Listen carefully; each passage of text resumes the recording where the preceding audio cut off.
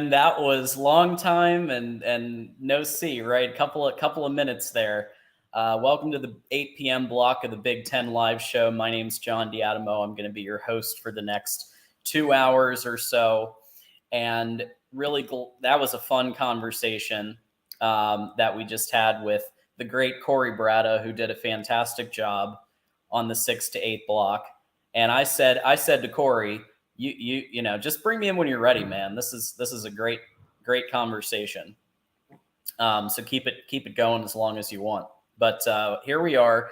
We are going to do calls again, but I did want to start with a few quick topics because there was a lot of welcome, Cheryl.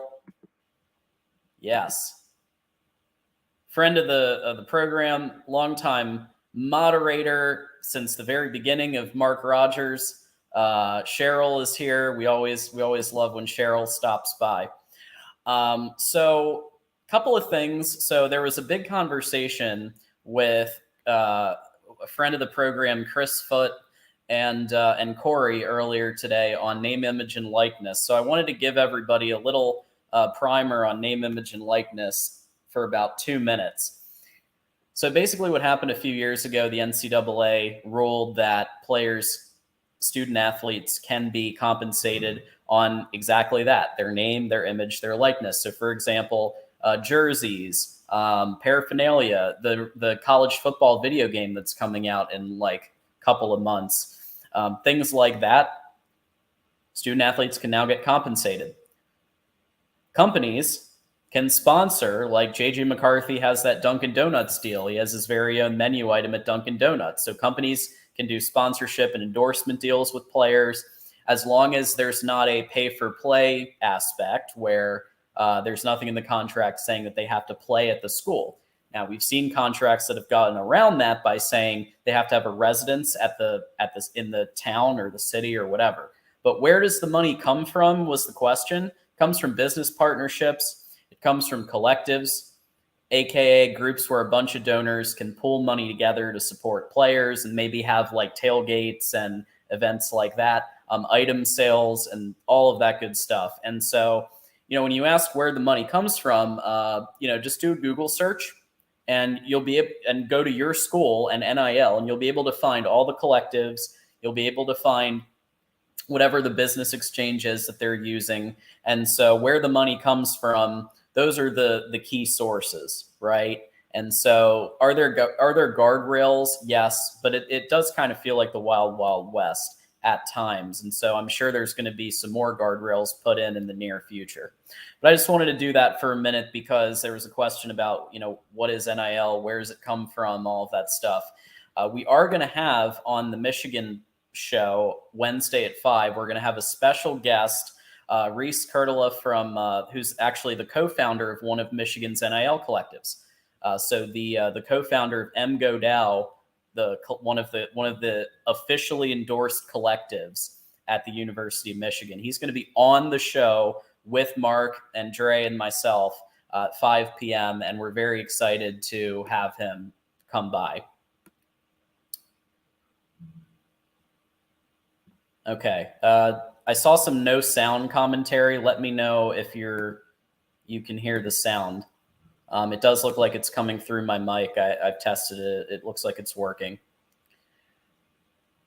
Yes. So Valiant is yes, they're doing a great job.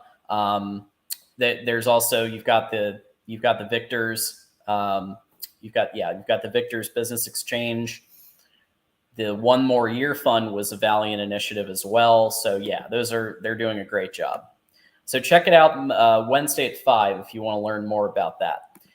We have a very interesting situation going on in college football in the Big Ten right now with the recruiting battle that has taken place the last few weeks. And it has gone back and forth to the point where just yesterday, I believe, Ohio State signed their guy, 4-star quarterback Air Noland, who had just had an unofficial visit to Alabama a few days prior to the signing. So he had an unofficial. So he went, he saw the program and decided to go with Ohio State. Aaron Noland is a very highly ranked quarterback, right? 6'3", 195 pounds, four ranked on the on three, not on four. 24/7 is number 7 ranked and had more than 4,000 passing yards and a 73% completion. Very similar to Jaden Davis in completion percentage. They also just signed 5-star wide receiver Mylan Graham. So they have now struck some blood in exchange for the Jaden Davis and some of the 4-star players that Michigan has brought in. So on the Michigan side, on Friday, Michigan signed 4-star offensive lineman Andrew Sprague, who was rumored to be going to the University of Michigan, 95% likely, and finally decided to commit to Michigan on Friday. Jaden Davis is working the phones. He's calling players. He's trying to poach players from other universities. And this is really a all-out recruiting battle between the two. Right now on this is the 247 Sports rankings. Georgia's number 1. Michigan is number 2. LSU and Ohio State are like battling. They're only about a point away from each other.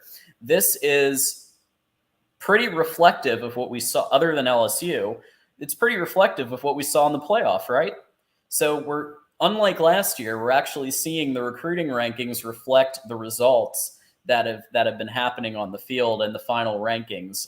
This makes a lot more sense to me than last year.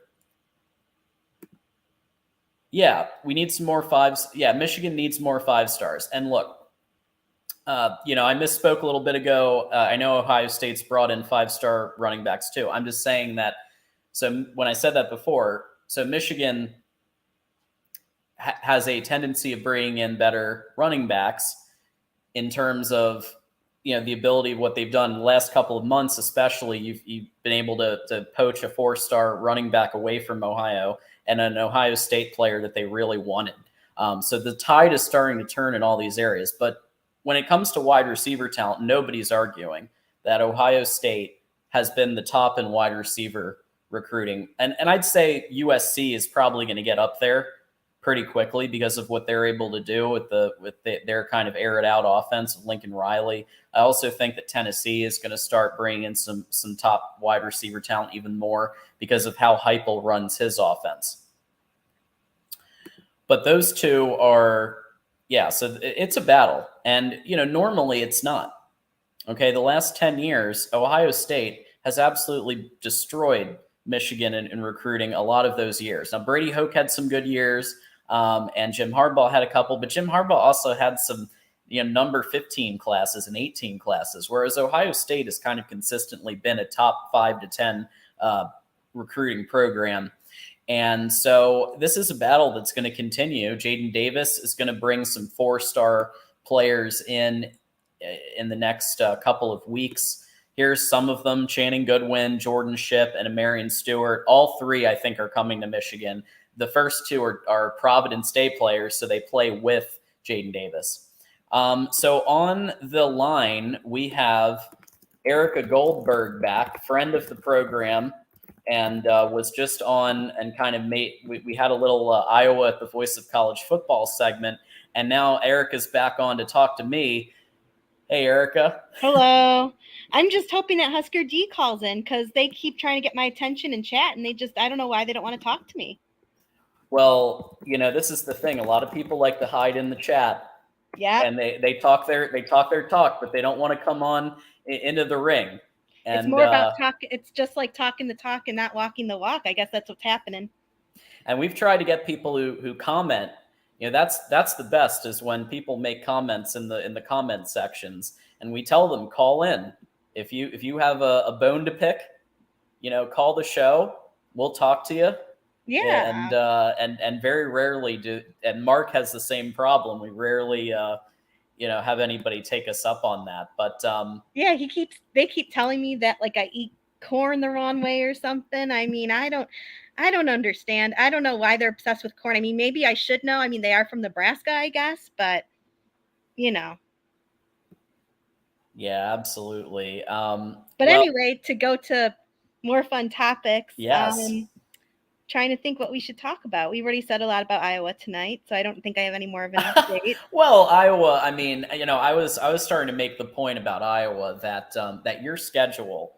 I think your defense alone and special teams can win you 9 to 10 games with very little help or interference or however you want to phrase it with Brian Ferentz. But if Brian just has like I've said before, if Cade is allowed to bring in elements of the Michigan offense, and by that I mean the later version, the Stanford-esque run it and tight end passes and things like that, then I think there's a possibility of even 11 or even 12 wins if Brian Ferentz can just take a nice backseat, sit on the bench.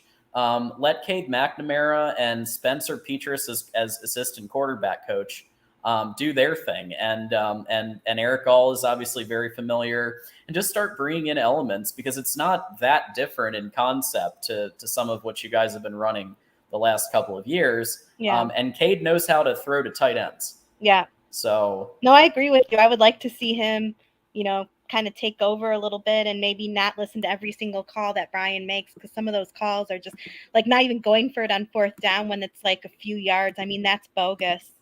That's no excuse for that. They should at least try. Yeah, that's the thing. Like this, Corey made an interesting point, and I finally got to have a couple of minutes with Corey. That made me very happy. Been hoping for that for a minute, and he did a great job on the show. The first block. So definitely check him out, Hawkeye at the Storm, and Erica, you're always over there, and on the Iowa show. Yeah. But he made a great point about that this could be the last. That this might even be a year where Kirk Ferentz goes out on a high note, and has a 10, 11, 12 win regular season. Yeah, I mean, I'm not 100% convinced if Kirk's going to leave after this coming season. I don't know. I mean, I think it's definitely possible, especially if Brian doesn't perform up to par and he ends up getting, let go and all this. I think definitely if Brian goes, Kirk goes too. But let's see. So Tim Armstrong says Iowa needs a better running back and they could be quite good this year. Has Tim watched Iowa football? Like, we have a good running back already. Caleb Johnson. We have a good running back. I don't know what we didn't have was a good quarterback who knew how to do things properly. So he didn't get his, fully showcased like he probably should have. But we already have a good running back, and they actually are usually recruit decently at running back too. I mean, we have a few good names in there. So I don't think running back's the problem. I think quarterback was the main problem. And also the wide receivers not being used or not being up to par is another problem. I don't think running back's a problem. Hey, we got George. George is here. Oh my God, it's been a minute. Hey, George. Feel free to call in, man. We love having you. Hopefully everything is good with you and working and everything else that I know that you're always busy doing, but we're really glad that you stopped by, man. So he's a longtime friend of the show and is, always brings a smile to my face when he shows up. Oh, Hair Trigger agrees with me. I didn't even have to say anything because Hair Trigger has me in the chat. Caleb Johnson was a true freshman running back, had a 5.5 average behind Iowa's horrible line. I can't remember how many yards he ran last season, but I know he had a few breakout games towards the end, and he looked really good. Yeah, and again, horrible line is a good way to put, the fact that he probably could have done a lot more with a stronger line, which to Kirk's credit, he is working on that at least. Yeah. Ryan's back, so I'm going to bring Ryan back in. Hey, Ryan. Hey, Ryan. Hey. Long time no talk, guys. I know, right? We're continuing on the Iowa discussion. So, about Caleb Johnson and some of what he might be able to do with a better offensive line, kind of in 2023. You put Ryan, Iowa fan, on the thing here. Oh, what are you a fan of? Well, obviously, I live in Illinois, so I'm kidding, kidding. He is an Iowa fan. Don't let Okay, him fool I you. got it right. Okay, You good. got it right. Black We and both live in gold all Illinois. the way, brother. I was gonna say it sounded like you were an Iowa fan from the last call. I was just messing with you, sir. Look Hey, at what thanks he's for- wearing too. Oh yeah, duh. There you go. Well, but I got it. I forget who. Somebody I thought was a Nebraska fan, but actually was a Penn State fan. But they called in and talked Nebraska. So occasionally, it happens. Ouch. But I'm glad you're back. Thinking And of Penn State fan, you know, and Nebraska quick fan. My quick goodness. funny story. Quick funny story. So I'm very close friends with my boss, and he's got this big calendar behind his desk, where he writes any notes for the day, or if any of his employees are taking off or anything like that. I walk in there, and I just profusely tell him I am so sorry. And he's like, what's wrong? And I'm like, your calendar. He's a big Husker fan. Oh. And I'm like, your calendar. And he's like, what's wrong with my calendar? I go, it's 2003, not 1994. Yeah, I can see you feel the same way about Nebraska as me, who are obsessed with their wins last century. It cracks me up every time. They act like they're this, fantastic football team, which they were back in the day, but they haven't done a darn thing since they got to the Big Ten, and that's just facts. They haven't. To this man's credit, the morning of the national championship game for women's basketball, he texted me at about noon and said, Caitlin Clark had 15 points before she even got out of bed. So he's an awesome guy. He did tell me he wishes he had Iowa's program right now versus what they've had, even though, they kind of swept us this year in men's basketball and football. Just to kind of talk about Iowa just a little bit with a Michigan guy. Hey, love it. And I hope Jim Harbaugh didn't lose his hearing from the 1985 game when we literally got flagged for excessive crowd noise due to Harbaugh complaining about not being able to give his calls. Kinnick's a bad place to play if you're on the other side. Sure. Penn State 2 years ago, 2022, it broke 119 decibel, which means you could have permanent hearing loss. So Kinnick, and they're right on top of you. Kinnick, I've seen bad things happen at Kinnick if you're not a Hawkeye.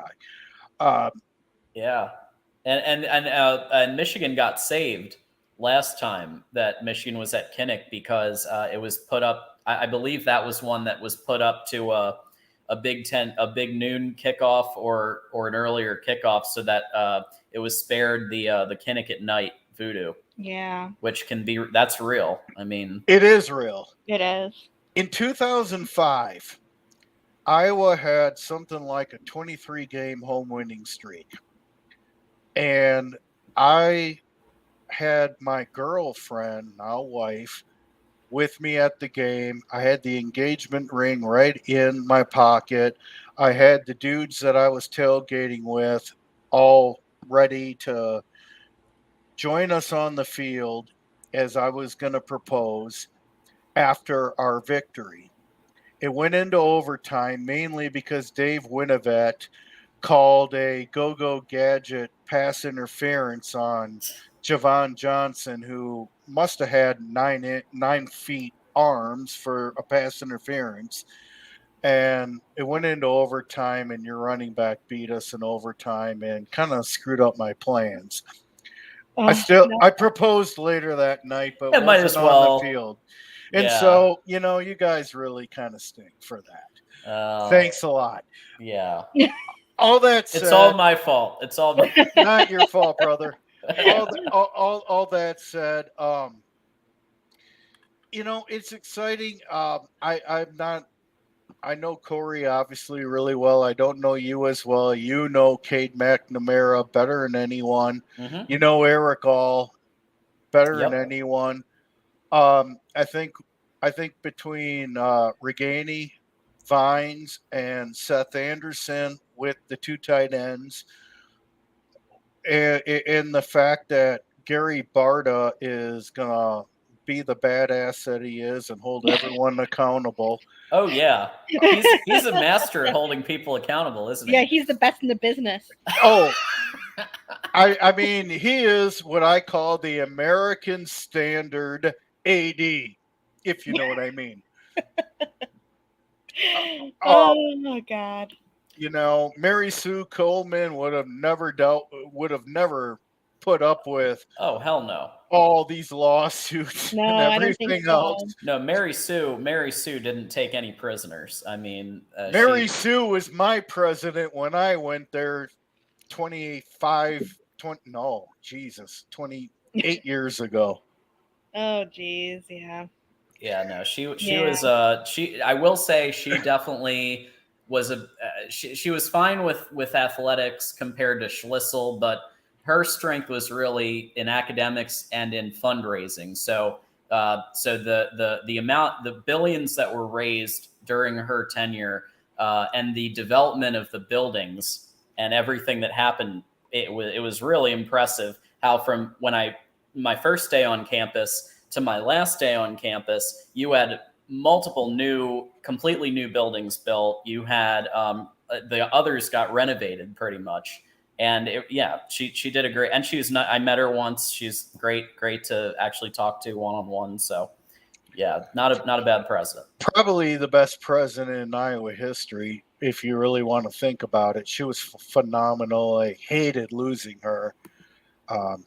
You know, especially since she followed a terrible president in Hunter Rawlings. But anyway, my question for you is, obviously I saw McNamara play a little bit. You know, I'm not completely ignorant to him. We're probably going to have a better line on the offensive side. Yeah, you should. Our D line is still going to be phenomenal. Sure. Our whole defense is going to be awesome. But on the offensive side, Nick Saban stole our prized recruit, best recruit in Iowa history. We still have a lot of good ingredients there. Based on what you know with Eric Gall, obviously Cade, you know who Nico Reganey is. He's very serviceable. Vines is okay. And Seth Anderson, who's Flipper Anderson's son. What would you, from an educated standpoint, see Iowa doing? From a performance standpoint, I mean, I'm not going to ask you about the stupid 7 wins and 25 points that counts defense. Yeah, right. That's just so Gary Barta.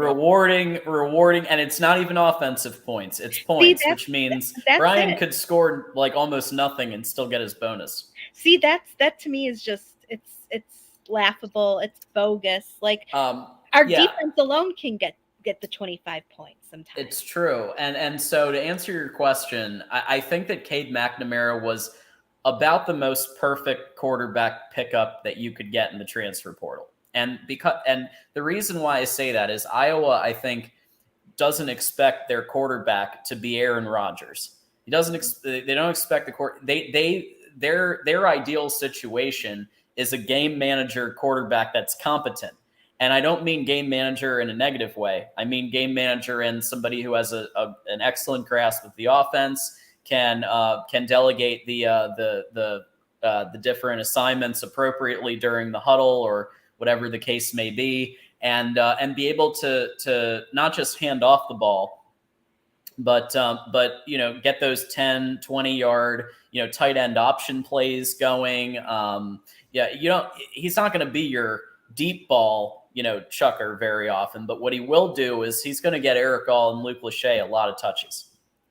And if your wide receivers are okay, then you're fine. So like Nico, you mentioned, and it looks like Nico has one more year and is kind of the leader of the room right now. That's so probably might be your best receiver, but you've got a couple that, as long as they're serviceable and can mix it up, so it's not always going to the tight ends, you're probably fine as long as the line holds up.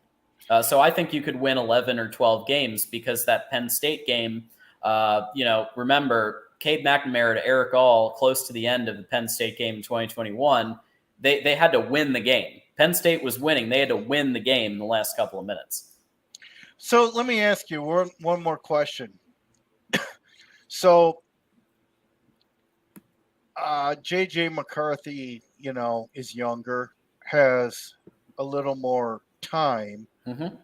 And what's funny about that is what Harbaugh decided to do is what Don Patterson, who is the offensive coordinator for Iowa under Hayden, he's made the statement a few times with Corey, and that was, if you have relatively the same talent, but one guy is a couple years younger, go with the younger guy. And I think that's possibly what Michigan did. Where Iowa, if we had McCarthy and Cade on our team, Cade would start until he's done, and then McCarthy would take over. No question about it. And Erica just said, yeah. That's 100%. Look at like what I said about Lucas Van Ness, or AJ Epinesa playing behind Parker Hesse. Parker Hesse's in the NFL, ironically, as a tight end with Tennessee, even though he was a D end playing ahead of Epinesa his first 2 years. My point is, in your opinion, if you're Jim Harbaugh and you have these two quarterbacks at your disposal, do you go with the older Cade McNamara, who has an undefeated season, or do you go with J.J. McCarthy, who's done the same? Well, I think Harbaugh has not always handled things the best, but I think Harbaugh handled this pretty damn well. And the reason I say that is, okay, I think that they knew in fall camp and over, like, that JJ was better than Cade. But they couldn't just outright give JJ the job, because JJ was injured all of spring, and Cade won a captainship, which, as you know, is voted on by the players. And so I think he handled it in the absolute best way possible. There was very little question that Michigan was going to lose to the Colorado State Rams or the Hawaii Rainbow Warriors. So he basically treated them as preseason games and gave Cade the audition in the first game and JJ the audition in the second game. And it worked out extremely well. The results, it was very obvious to anyone with eyes that JJ was the better quarterback for the moment. Now, do I think that Cade was impacted by injuries and also just mentally impacted by this quarterback battle? Well, he said he was. He was on the Jordan Palmer podcast and said he was. That impacted him mentally, because he thought he was going to get the job. So I think that factored into the not so great performance, especially like throwing picks against Hawaii. That was not like Cade. Cade usually takes care of the ball, secures the ball. He's not going to throw picks against Hawaii, but he was mentally messed up, and he was dealing with, clearly we know now, he was dealing with injuries and he needed off-season surgery. So, I think he handled it about as well as you could handle it. I think they all knew they wanted JJ to be the starter, but they couldn't just give it to him. And so they made it a transparent quarterback audition. I think they did it the right way. Well, that wouldn't have happened here. Nope. It wouldn't have happened here. We had Nate Chandler start ahead of Drew Tate as a true freshman. Drew Tate at the time was the all-time Texas State passing leader. He was amazing.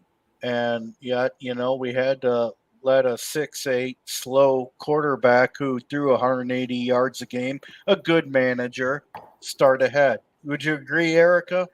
Yeah, I agree. And they do it time and time again. I mean, we just saw this happen with Spencer. Alex Padilla wasn't some fabulous quarterback. I'm not trying to say that, but they wouldn't even entertain giving him a chance unless it was horrible circumstances like that second part of the Ohio State game. And there were like 2 or 3 other opportunities like that he had. That's not right to just give him those crappy opportunities and say, oh, he's not the one for the job. I got another one for you, Erica. You remember the Florida Bowl game where my wife had her friend and husband, who's a Florida fan, come over to our house for the bowl game. And I had to sit through a 33-3 loss where CJ Beathard got the holy hell kicked out of him, where he could barely walk, and Ed Cunningham doing commentary basically went into a rant about child abuse. Mm-hmm. And who was the true freshman backup who was 100% healthy? Our second all-time leading passer, Nate Stanley. That's Are right. you telling me Nate Stanley wasn't the better guy at that moment when CJ Beathard could barely walk? Mm-hmm. Now, CJ Beathard had very little talent around him, and he's in the NFL still to this day with Jacksonville backing up Lawrence. So, there's that. But I think there's a reason Michigan does what Michigan does and why we're close on the cusp, but definitely a tier down. And I think some of these things are the reason why. Yeah, I think that, and I hate saying this, but I think until Kirk leaves, we're not going to get to the next tier. I mean, well, here's the thing, Erica. Kirk Ryan, Kirk's really close to winning, topping Woody Hayes as the all-time Big Ten coach, and I think he's going to stick around for that. You were mentioning that, yeah. That's true. We have friend of the program, George, calling in. Oh my gosh. I know. I have to let George in here. It's George, welcome to the show. Hey, how y'all doing? I'm glad you called in, man. How you been? Hi, George. I've been fine. Nice. We're just. I know you want more. I know you want more than that, but due to the state of affairs in the world, I just don't feel like talking as much as I used to. I got you. Well, we're just chatting some Iowa football here, and talking about what could possibly happen now that former Michigan quarterback Cade McNamara is now at Iowa. Sounds good to me. Nice. That's a good move. I was happy when I heard that. Yeah, me too. I was happy for him. I mean, obviously, whoever lost in the JJ versus Cade battle was going to transfer, and I had been saying for a year that Cade would be a great fit at Iowa, and I'm glad that it happened. I think it was Stan says it best right here. Cade is a good system quarterback. And, they didn't really have much of a functional quarterback with Petrus, as Erica has mentioned on the show before. Petrus is not her favorite player. Nope, not at all. Not at all. So I see a lot of people in the chat complain that we're talking Iowa, and if they want to talk something else, they need to call in. Again, why are people scared to call in and chat? Hey, John, quick. Oh, I'm sorry, Erica. I didn't mean to interrupt you. No, you're fine. Go ahead. Hey, John. Yeah. If you had to buy a jersey of a former Buckeye, who would it be?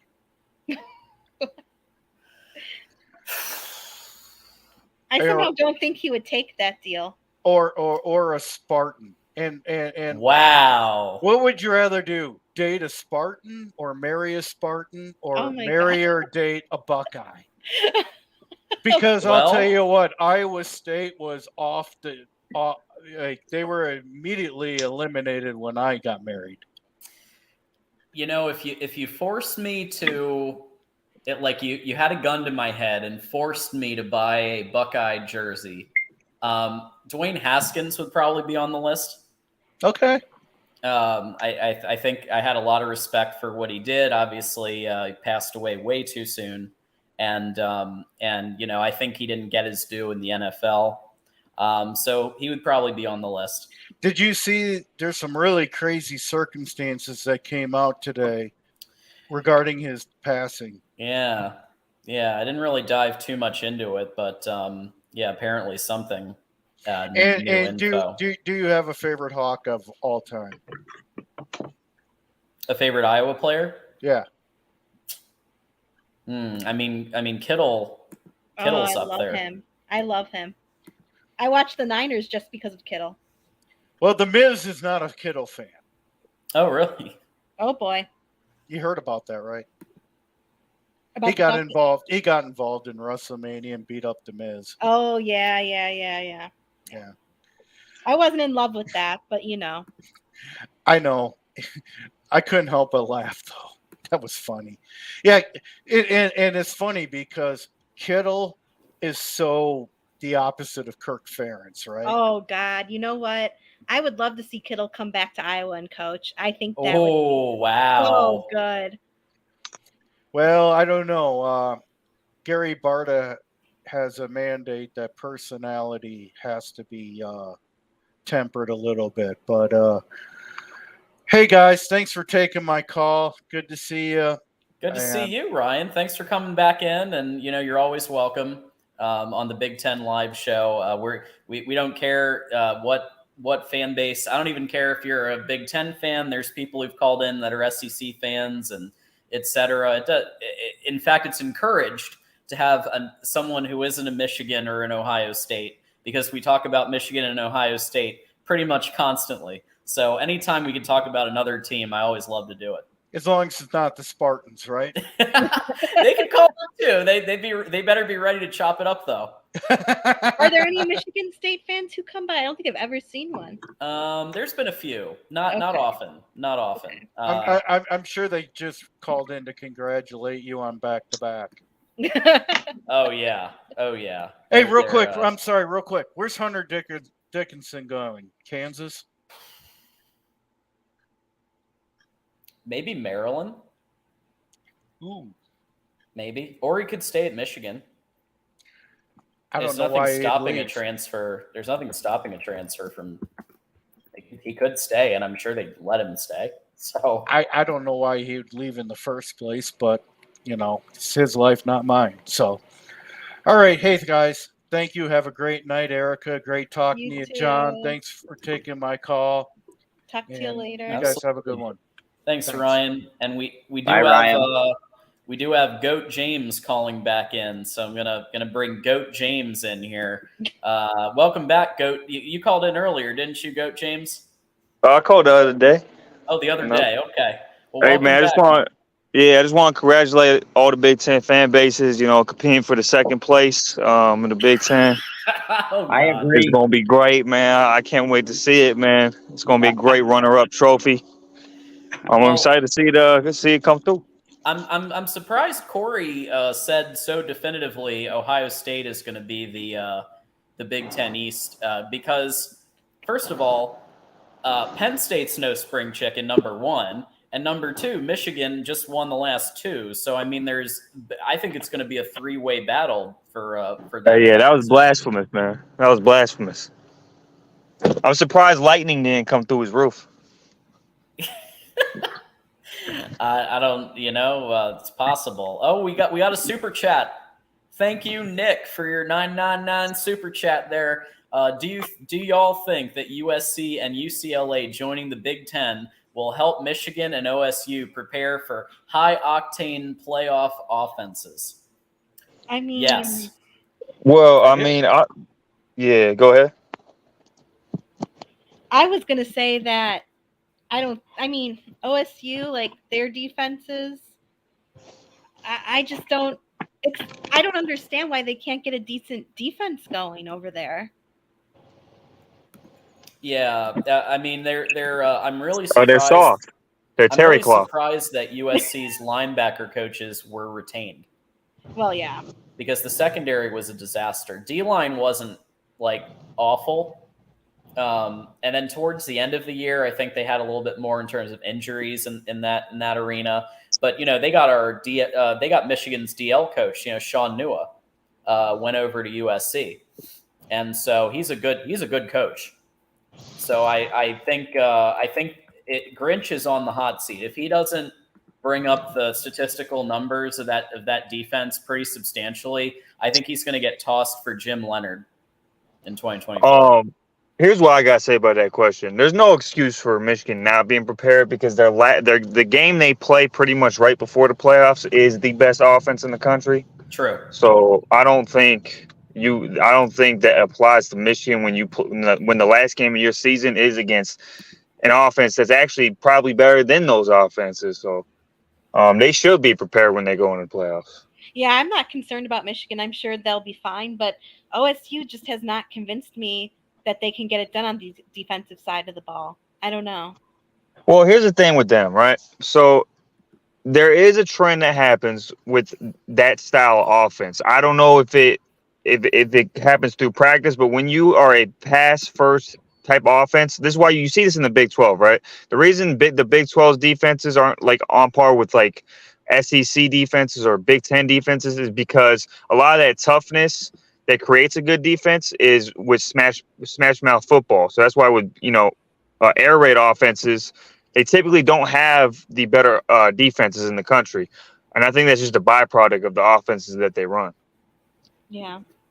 Yeah, Ohio State has been statistically the best offense in the country the last couple of years for the most part, and occasionally, I think USC could sneak in there once in a while if Bama figures their stuff out, or Georgia. They have the talent to be up there statistically at the top. But when it comes to defense, I think Ryan Day moving to more of a CEO mentality, just like Urban Meyer was.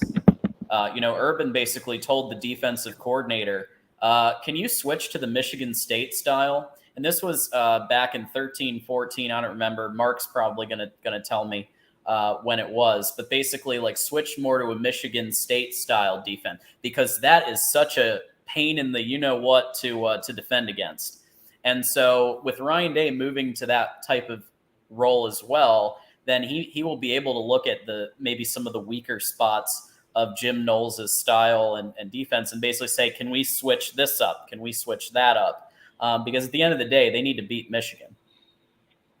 Yeah, but the other thing with that too is Urban Meyer and Ryan Day are just two totally different coaching styles too, though. I mean, you talk about like right. So Urban was still a run first guy, whether it was his quarterback or he just promoted a different style of football. It's at a point where he got to prove that they could put a defense out on the field that's a top defense before I give him credit for anything. I'm not just going blind faith that he's going to do that. So I'm just going to wait to see. That's just how I'm looking at it. Yeah. We got we got a friend of the show, GOJ, calling in. Welcome to our little party here, GOJ. Yeah, salute to the panel. Salute. You know I'm about to talk my Ohio State Buckeye. Absolutely, and we're ready. Yeah, I'm having a hard time understanding why Michigan is getting all this buzz when they haven't won anything, right, of significance. Yeah, they won the Big Ten twice. Big wow, man. Big wow. Bring home the big trophy, man. Bring it home. Don't keep selling me, they got dominance, this, that, and the third. I don't see them having a roster to play with the big boys. And don't use Ohio State. That game is something totally different. It's different. GOJ, let me stop you there. Let me just ask you a question. When you say win a game of significance, you're talking only about the postseason, right? That's what I'm talking about. Okay, so you don't think that beating a top 5 Ohio State team and a top 7 Penn State team is a game of significance? It used to be a game of significance, but Michigan has been horrible for so long that they took themselves out of the luster. I used to look forward for that Michigan-Ohio State game. It became trash to me. It was just another game. I have to build myself back up to get excited for it. Well, you should be excited, bro. Even with them winning two years in a row, I still have to get myself excited for that game because I look at the last game and I saw that Ohio State was in it all the way to the fourth quarter, and they popped a couple. So I'm just not sold on Michigan being this. That's crazy, man, because you're going to have to wait till 2024. Well, hey, you guys been waiting a long time. Y'all been waiting since '97. Yeah, we here now. The last time y'all won, payphones was on every corner. Y'all got to talk Hey, to man. me, man. Well, let me all toss tides this. turn. All Let me tides toss this turn. at you. Let me toss this at you, GOJ. So, and I've been trying to listen to Buckeye podcasts just as much as Michigan podcasts, and one of the things that has continued to come up is the idea of that this is a must-win Michigan. This is a must-win game in November for Ryan Day to continue for Ohio State to stay at the top, that 5-star recruiting battle. Like, this is a must win at the Big House. Do you think that that's the case? Like, if Ryan Day loses and maybe goes 9-3 or 10-2 and loses in Ann Arbor, is he on the hot seat in 2024? I don't think so, and I say that because of the nature of college football today. You can lose that Michigan game and still go win the national championship. Sure. So the pressure on him to kind of like, oh, we got to beat Michigan. That's an Ohio State thing, but we such a national brand now that we want to win this national championship. That's what makes you. If they win a national championship, he'll go to the NFL on his own. But he has to get that national. Well, next year though, so next year is still 14 playoffs, so you can't just bank on you losing to Michigan and still being able to make the playoff. Like that's still high likelihood that it doesn't happen next year. Brother, you have to beat already. Michigan to make the playoff. But hey, hold on, but you're hoping, but you got to hope for a lot of things that happen there outside of your control. That's the problem with that. There's only been 2 teams that haven't won their division that made the playoffs since the playoffs started. Only 2 teams have done that. Brother, that would make so sense. you're asking for a lot of things to happen to make the playoff when you lose to Michigan. That would hold weight if it just didn't happen. I would say you're absolutely correct, but it happened. You know what I'm saying? It happened. So it happened, but the likelihood of that happening again, a lot of things would have to fall your way for that to happen. Look at this past year. Look at all the things that had to happen just for you to sneak in there. But it happened. True. Let's talk about. But you can't bank on that. That's my point.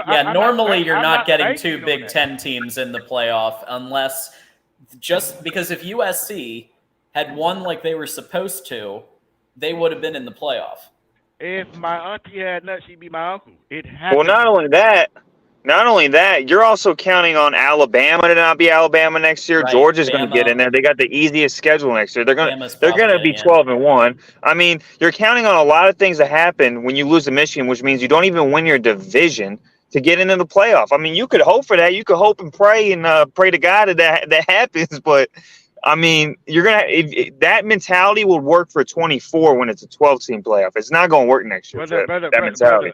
Brother, I'm just asking the question that the brother posed to me, like as far as the hot seat. I anticipate us beating you guys. I'm just feeding or kind of playing off the question he initially asked me. You get what I'm saying? No, I feel you. Question, guys. Let me ask you, why do you think that, though? Why do you think Ohio? Let me hear a logical reason why you think Ohio State's going to beat Michigan next year. Because I think we have a better team. Simple. We go through it, though. Tell me why.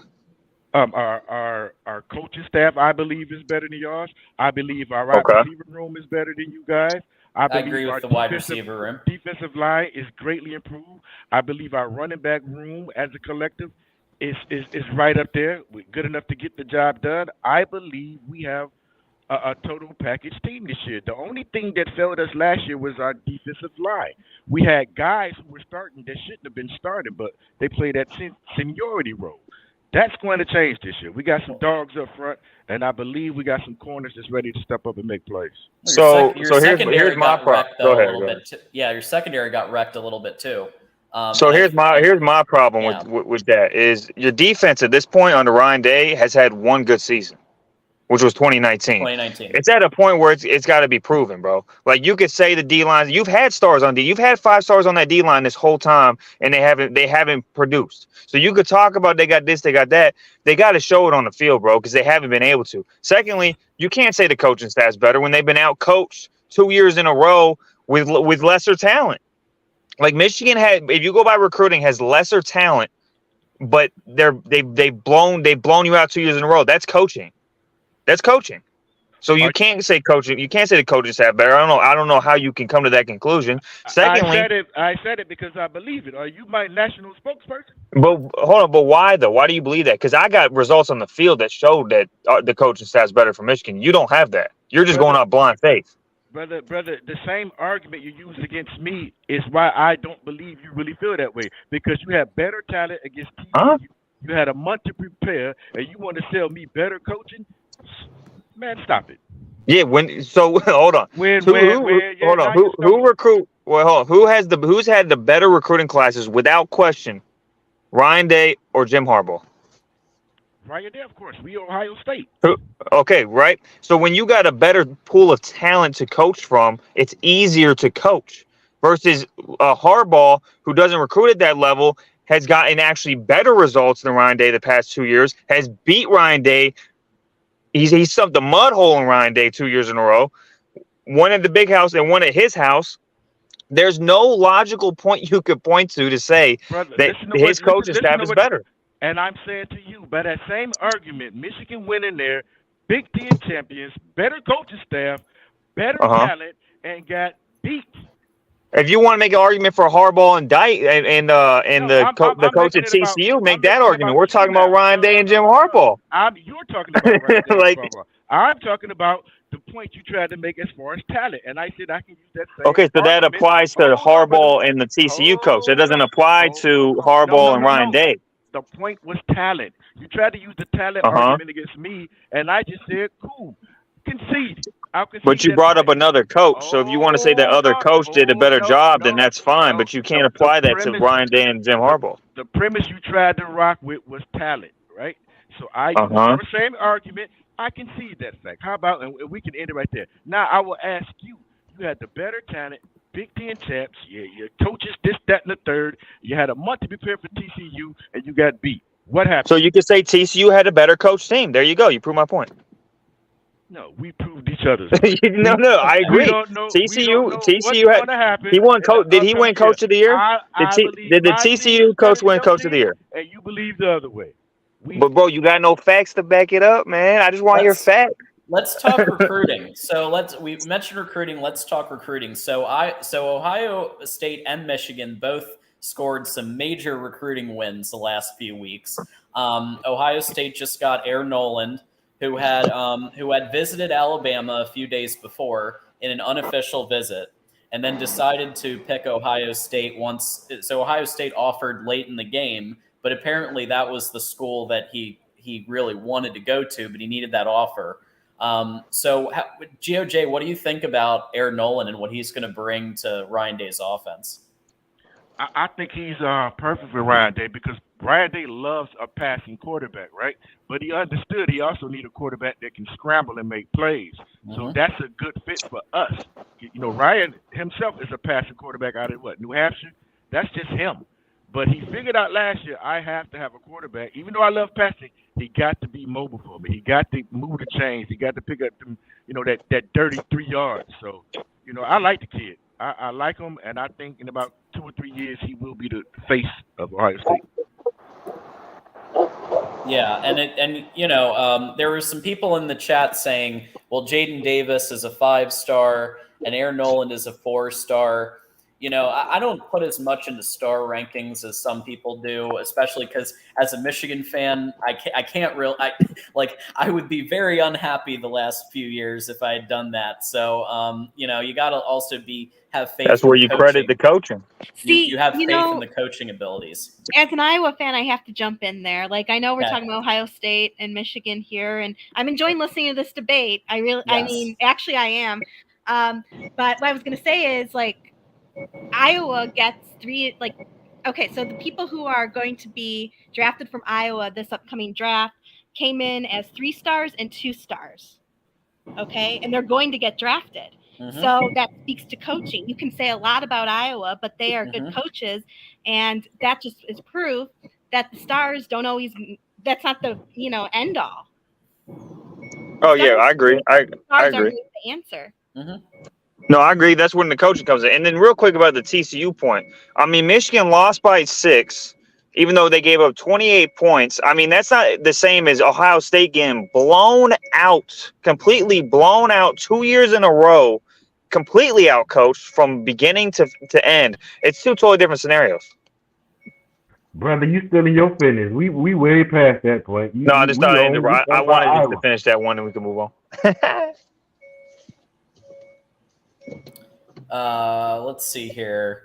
Well, it looks like the Buckeyes are going to get some reinforcements because Alex Martin is back. Welcome back, Alex, to the show. Hi, Alex. Hey, Brad. Bring him on. Oh, this. Hey. Oh, wait. So now we've got two Buckeyes. Do you know this thing about? Did you gonna bring up Alex Orgy again, bro? Called Mercury. I think he's Cell phones and all your Oh. texts.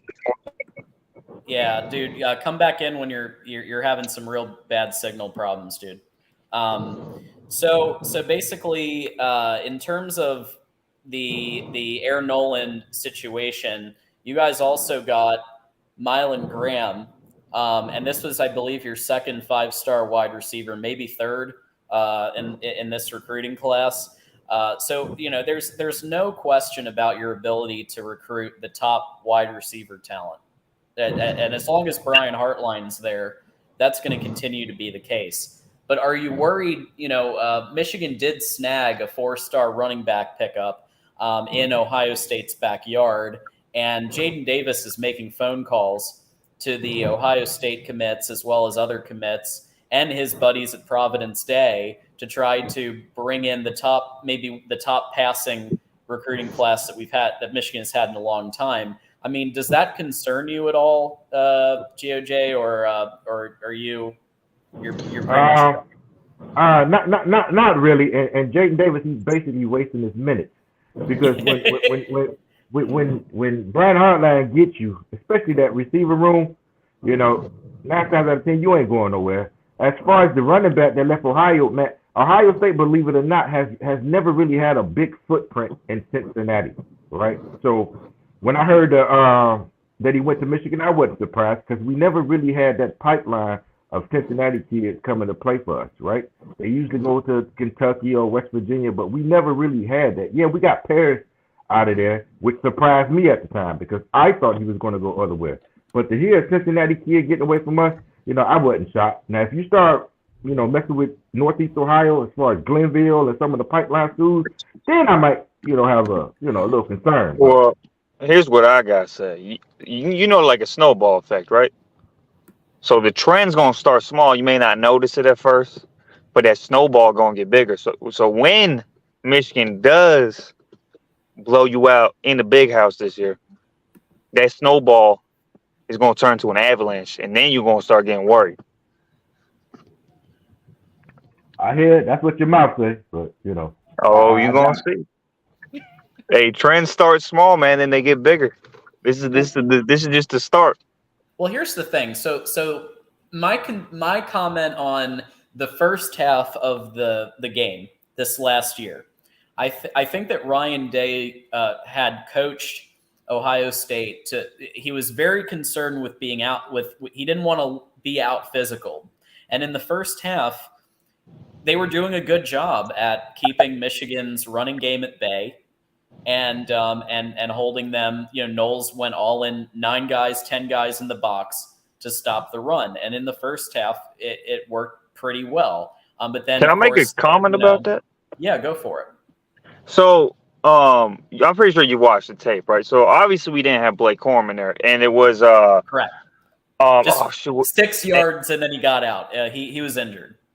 Yeah. So the third string, I don't know his name's escaping me right now. The third string running back, CJ Stokes. There's 2 plays in that first half where there was 2 massive holes that CJ Stokes goes right into the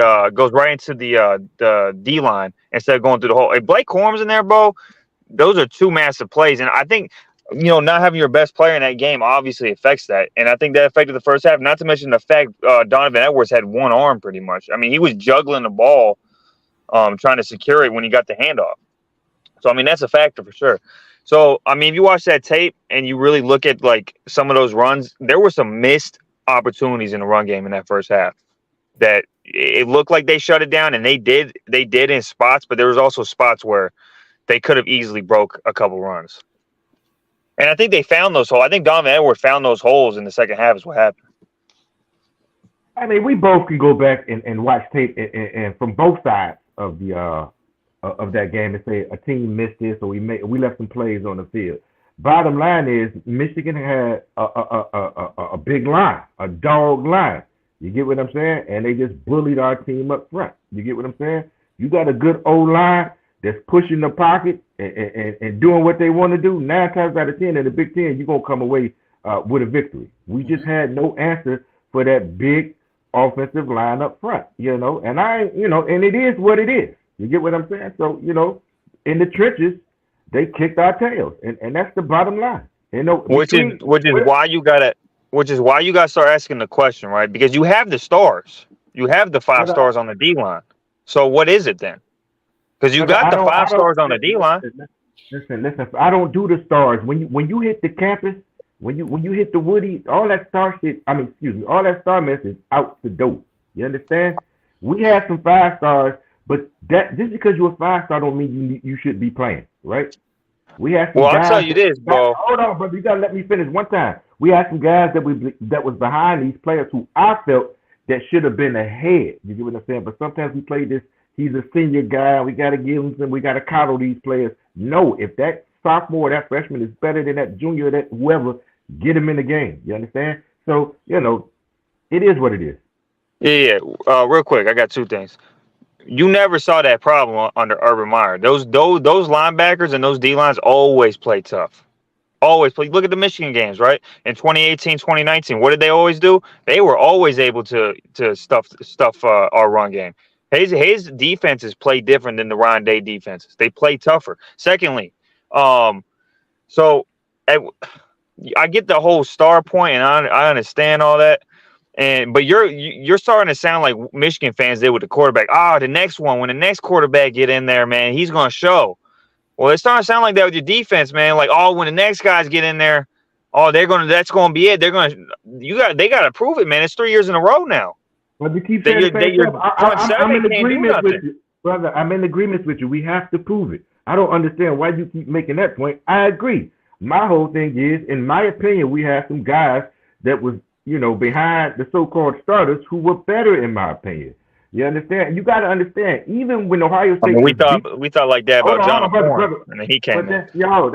My whole thing is, even in the Michigan-Ohio games, when we were kind of winning that series, it wasn't that many blowouts in that series. Michigan was in some of them games and were in position to win some of those games. So it wasn't like we were just dog walking them every single game. Yeah, 2 of the games got away from Michigan, but all in all, the games were competitive. You understand? So yeah, because your defense was. Brother, our defense, Michigan was moving the ball too. You get what I'm saying? Like, I don't want you to kind of just, our defense is going to be fine this year. I believe so. I can't remember a game under Urban Meyer where it felt like Michigan could get chunks anytime it wanted to in the run game. I don't remember that. I don't remember watching any game under Urban Meyer where I went in that game feeling like Urban had Luke Fickell and Urban had Schiano at various points, and they did a great job with being physical on every aspect. You guys had Chase Young and in 2019 even, so he was still obviously a player who just went to the NFL and has been in the NFL now. But yeah, Urban and the Bosa brothers. Your defense is easy. And the back end gonna be kind of. They ain't got to guard nobody for too long. You get what I'm saying? Hey man, I just think you guys look like a Big 12 team at this point. And I look at you guys as a team that's Big Ten good, but don't have the rosters to play to win a natty. And, let's talk about that. If you guys like hoisting Big Ten trophies, hey, I'm all for that. Let's talk about that. Let's talk about that actually. So you're basing that off of obviously the Georgia game in 21 and the TCU game this past year, correct? That's the only time y'all been there, so that's the only two games. So let's go with that. So Georgia in 21, Michigan had Cade McNamara as a quarterback. I didn't think they were going to win that game. They're going up against a generational defense. I mean, we could just toss that matchup out the window. And then this last year, I mean, they lost. If you look at that game, or you say they can't go toe to toe, they did. They lost by 6. Hold on, they lost by 6. They lost by 6. They had given up 28 points. Let me finish, man. They lost by 6 despite giving up 28 points. So in the first time, they get in the red zone. They do a stupid play. They get cute. They turn the ball over inside the 5. The next time, they throw what should have been a touchdown. I don't know how it wasn't called a touchdown. And they fumble the ball literally on the inch line, 1st and goal. They throw 2 pick sixes, and they still lost by 6. So I don't know where you're getting this. They can't compete with the big boys. Like where are you getting? Brother, I almost hit the Mega Millions. I was 5 numbers short. You understand? You lost. Right? Well, where you said they can't compete. Where are you getting that logic? They can't compete. They can't compete. Based on what? You got to take based on the scoreboard. You got to take based on the scoreboard. They lost by 6 despite giving up 28 points. That doesn't make sense. You said they can't compete, bro. You could lose and compete. So Ohio State. So by that logic, Ohio State can't compete with Georgia. They lost. Exactly. We couldn't compete with Georgia. So they can't compete with the big boys then. We played with the big boys. So, but according to you, they lost. So it doesn't matter. It doesn't matter how they played. They lost. We can't play with the big boys. If you want to throw us in there, so Michigan and Ohio State can't play with the big boys. Okay. Exactly. If you want to put us in there, if you're saying Ohio State is a big boy, Michigan beat you guys 2 years in a row. How are they not a big boy? Who said Ohio State is a big boy? I just commented and said Michigan is a good Big Ten team who can't play with the big boys. And then he got in his feelings and he wanted to put Ohio State in there. So I said, cool. Just to make you and coddle you, I'll say Ohio State. So you don't think Ohio State's a big boy? Is that what you're saying? I don't think we had the team to play with the SEC last year. We gave it a good run. We put up a good show. We didn't get dogged. You were up 14 twice on Georgia. What are you talking about? It doesn't matter. You asked me a question. I listen. In my opinion, I went into that game didn't thinking we can play with them. Right? I'm glad they proved me wrong. So they could play with them then. You just proved my point. They played with them that day. Yeah, they played with them. And then Michigan beat the team. And then Michigan blew out the team that played with them. So this is not a win-loss. You win, I win. If it's about scoring, you win. Let's just have a conversation. Well, hold on. Okay. You said compete though. Okay. So I'm gonna go in the middle here a bit because I think in 2021, there was no way in hell that Michigan was beating Georgia with the mismatch of both lines and Cade McNamara's quarterback was not the right quarterback for that game. Even JJ, and he was battling it. We now know he was battling a bit of an injury. He did better against Georgia's pass rush than Cade McNamara did. But then 2022, there was no excuse for losing that game. I think that Michigan. They lost beforehand in the locker room when they said that TCU was out. We were going to out physical TCU. You don't do that. There's a reason Nick Saban always says nice things about Georgia Southern and says nice things about directional Carolina University because he is not going to give you any bulletin board material. And even JJ and some of the other players were giving TCU bulletin board material before the game even happened. I had a problem with that, and I had a problem with the fact that the play calling was getting away from Michigan's identity. So Matt Weiss, I agree with everything you said. Matt Weiss calling a Philly special, that's not Michigan's identity. Michigan's identity is physical. So, yeah, I agree with everything you said. But I agree with everything he said. But he's saying they can't compete. There's a difference in saying you lost and you can't compete. When you say you can't compete, that means when you step on the field that it's not a game. Right. That's what he's saying. And that's just not true. It's just not true. If you want to say that Michigan lost because, everything you said, I agree. The way they prepared for that game, the way they treated TCU. If you watch Georgia versus TCU, and the way they coached, the Georgia team coached that offense, they did everything I wish Michigan would have done in the first half. A lot of misdirection, QB option, running. Michigan thought they could go in there just pound the rock up the middle the whole first half, and that was going to be good enough. They didn't. It wasn't until the second half when they opened it up and you saw what could happen. That's on the coaching, 100%. But to say they can't compete, there's no evidence for that. Yeah, So, I wouldn't qualify losing by 6 points as not competing. That's yeah. So real quick, we're gonna take a brief intermission here to talk about, have you gotten your swag yet? So the Voice of College Football has a merch store by popular demand, and you can get yourself something for the whole family. You can get yourself a coffee mug, you can get yourself a hoodie, a shirt, light a candle for a football team that might not be doing so well. Get yourself some Mark Rogers Voice of College Football yoga pants and swim trunks. Get stuff for the whole family. Okay, you can just go to topqualityshirts.com, and I'll put the link right here.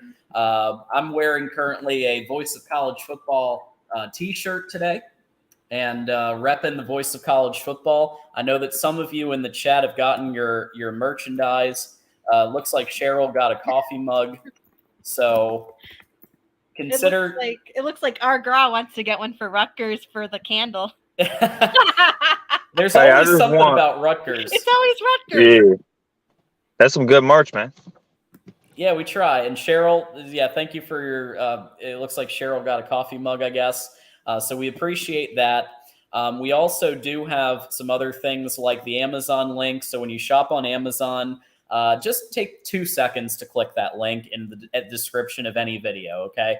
I just did an Amazon purchase the other day, got myself a new popcorn maker, because sometimes you need sometimes that microwave stuff isn't so good. You get a real popcorn maker, and you use the Amazon link, and then Mark Rogers gets a couple of bucks, and that that helps the channel, and it's something that a lot of us do all the time anyway. So just click that Amazon link and do that. And my last thing, join the Discord. Talk college football 24/7. It's $5 to join the Patreon, guys. It's $5. And the stuff that Mark offers is probably the best I've ever seen it offered in a Patreon. So those are the things I had to mention as part of my. We're having a good conversation, but I did have to talk about those things for a minute. So check out all that stuff. So Michigan, Ohio State. We're headed into a 2023 where I do believe it's a pivotal moment for Ryan Day as a coach. He's making some moves. He brought in Jim Knowles last year, and I think as a CEO mentality, he's going to look more at the defense than I think last year he let Knowles kind of do what he wanted. And I think now he's going to take an Urban Meyer style approach and kind of look at aspects of the defense, tweak it as they go a little bit more than I think he did in the past. So do you think that kind of moving away from that super emphasis on the offense and going more to CEO mentality, do you think that that's going to help Ohio State potentially beat Michigan? So I got to see it to believe it. Yeah. Yeah, I think that's going to help him, just to get a better grasp on the team. He is an offensive guy, and that's all he kind of, focused on, right? And I believe him having another guy with a fresh set of eyes on the offense, because you got to think, Ryan Day, when he gets away from the run real quickly, right? And now that he has an OC who got some, some good schemes to him or whatever, he can kind of, stick to the run, even though, a couple runs don't work. You just don't scrap it and just start airing it out. So I think him giving up the play calling duties and focusing on the team all around will help him be a better coach and will help the team, kind of get back to Buckeye football, which is running the ball and being balanced. So I think that's going to help him. Well, it's also a double-edged sword, though, because Ryan Day is a great play caller, right? So, yeah. I mean, you can make an argument that him stepping away from the play calling could also hurt the team because he is a great play caller. And also, what happens when it doesn't work? Does he panic? Does he go like, "Oh man, I need to get my fingers back in here"? That's so what there's Jim still a lot of Fisher questions would do. Listen, he's not going to just be not involved in the offense. You get what I'm saying? He's going to have command override. You get what I'm saying? Yeah, but override, him just taking a step back and just seeing all the rooms, and even his presence, even him just going in there and sitting in a defensive back meeting, that's going to help the players, right? So it's good that he relinquished and delegated some of that authority. I think it's going to help him be a better coach, and I think it's going to, help the team overall. Well, let me ask you this: how do you feel about the reports in spring camp about Ohio State's O-line? I mean, I'm sure you've heard about that, right? Oh yeah, I mean, when you try to replace three guys, you're going to have some troubles, right? The defense always is kind of ahead of the offense in any spring. I don't care what it is, but a good running game will help the new linemen and the new quarterback coming in. So of course there's going to be some slow starts. Yes, because Stroud had the luxury when he was quarterback of having one of the best O lines in the country, especially in terms of pass protection. So you're breaking in a new quarterback, and this O line, from what I'm hearing, has a long way to go in terms of getting ready for the season. So I just think there's a lot. I just think there's a lot of questions, man. I mean, I'll give them the benefit of the doubt on offense, but there is a lot of questions. Let's bring back in. Anytime you replace guys, you should feel that way. Let's bring back in Alex Martin, Buckeye fan, back on the show. How it looks like you're coming through okay now. Hey, welcome back. Can everyone hear me? Okay. Yes. Are you The driving? reason is I'm next to all the rich people in Manhattan. See that? The rich There people you have go. have the connection. Us poor folk have bad connection. Anyways, all right. Let me jump in there. My friend from Ohio State and my friend from Michigan.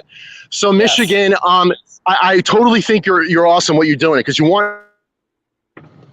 Got specs, and it's not Ohio State, Phil. That I went to the school, but I'm not one of those like idiot, pro Ohio State simply cause. I want my team. This is why I think the team today is a lot better than last year, and you can jump in anytime you want. For Michigan, the Michigan guy, not of course you, John, but the guy that was the other guy, the Michigan guy. So this is something to think about. One, Travion and Mayan, they're not the thing, and. Breaking up, bro. My internet's working that great. Oh my God, brother. God. Okay, Alex, you're choppy again, man. I'm letting you go. Sorry. We tried. We'll try back next week. You got to get that Verizon, man. You got to switch to Verizon. Yeah, I have Verizon. I mean, sometimes it craps out too, but where he's walking, I think I've walked that exact area and it's not great signal. So it's tough because, it feels like Michigan is in that precipice of almost being at that elite level. But I think what Ohio State demonstrated against Georgia, even though they lost the game, it was a last-second field goal miss that lost them the game. But what they demonstrated is that with an elite passing attack, you can beat a team like Georgia and Alabama. Tennessee demonstrated that against Alabama, right? If you have a strong passing attack, you can do it. But what Michigan has tried to do is out-physical Georgia, which isn't going to happen. So I think that what Michigan really needs to do is continue to bring in this wide receiver talent, and occasionally you flip somebody who might lose out in the wide receiver battle at Ohio State, because you've got like first-round draft picks all over the place at Ohio State in the wide receiver room. So maybe a second-round draft pick or third-round draft pick comes over to Michigan and lights it up with JJ or with Jaden Davis. So do you think that that's the piece? And I'm going to ask this to Goat James first. Well, here's what I agree and I disagree at the same time, because to me last year, no one was stopping Michigan's offense. No one could stop Michigan's offense with JJ. I mean, Illinois was the closest to doing it, I guess, but no one really was able to slow that offense down. So even with the lack of receivers, no one was able to stop them. So I'm kind of torn on that, because I think the offense under JJ last year worked. Would Georgia have a good time against them? Maybe, but I just didn't see anyone really able to slow them down despite the receiver talent. Well, TCU slowed them down. but then they ended up scoring 40 points. So I mean, it's like, True. you know what I'm saying? That's true. So like, no one. So to me, like, you might be able to slow them down for a quarter, but I mean, that's any great team. Like, even Georgia was slowed down by Ohio State for a little bit, then they got it going. So and with Georgia too, I'm curious to see with Georgia. People I think are underrating Stetson Bennett. Stetson Bennett to me reminds me of like dude. To me, Stetson Bennett reminds me of a 2011 to 2013 Bama type system with the quarterback, where the quarterback just made great decision after great decision, and people undervalue that. So I think they're gonna have a tough time replacing that, to be honest. And we're gonna see how that what goes on with that. Fortunately for them, they got the easiest schedule in the country next year, so we're gonna see. But I think obviously elite receiver talent would help. I mean, it would help anybody. But I just think with JJ, I don't think they need to have a Ohio State-esque receiver room. I think they got the O-line and the running backs and the dual threat QB to do it, and the tight ends. I think obviously having an elite receiver room would just take it over the top, and then we're asking for everything at that point this coming year.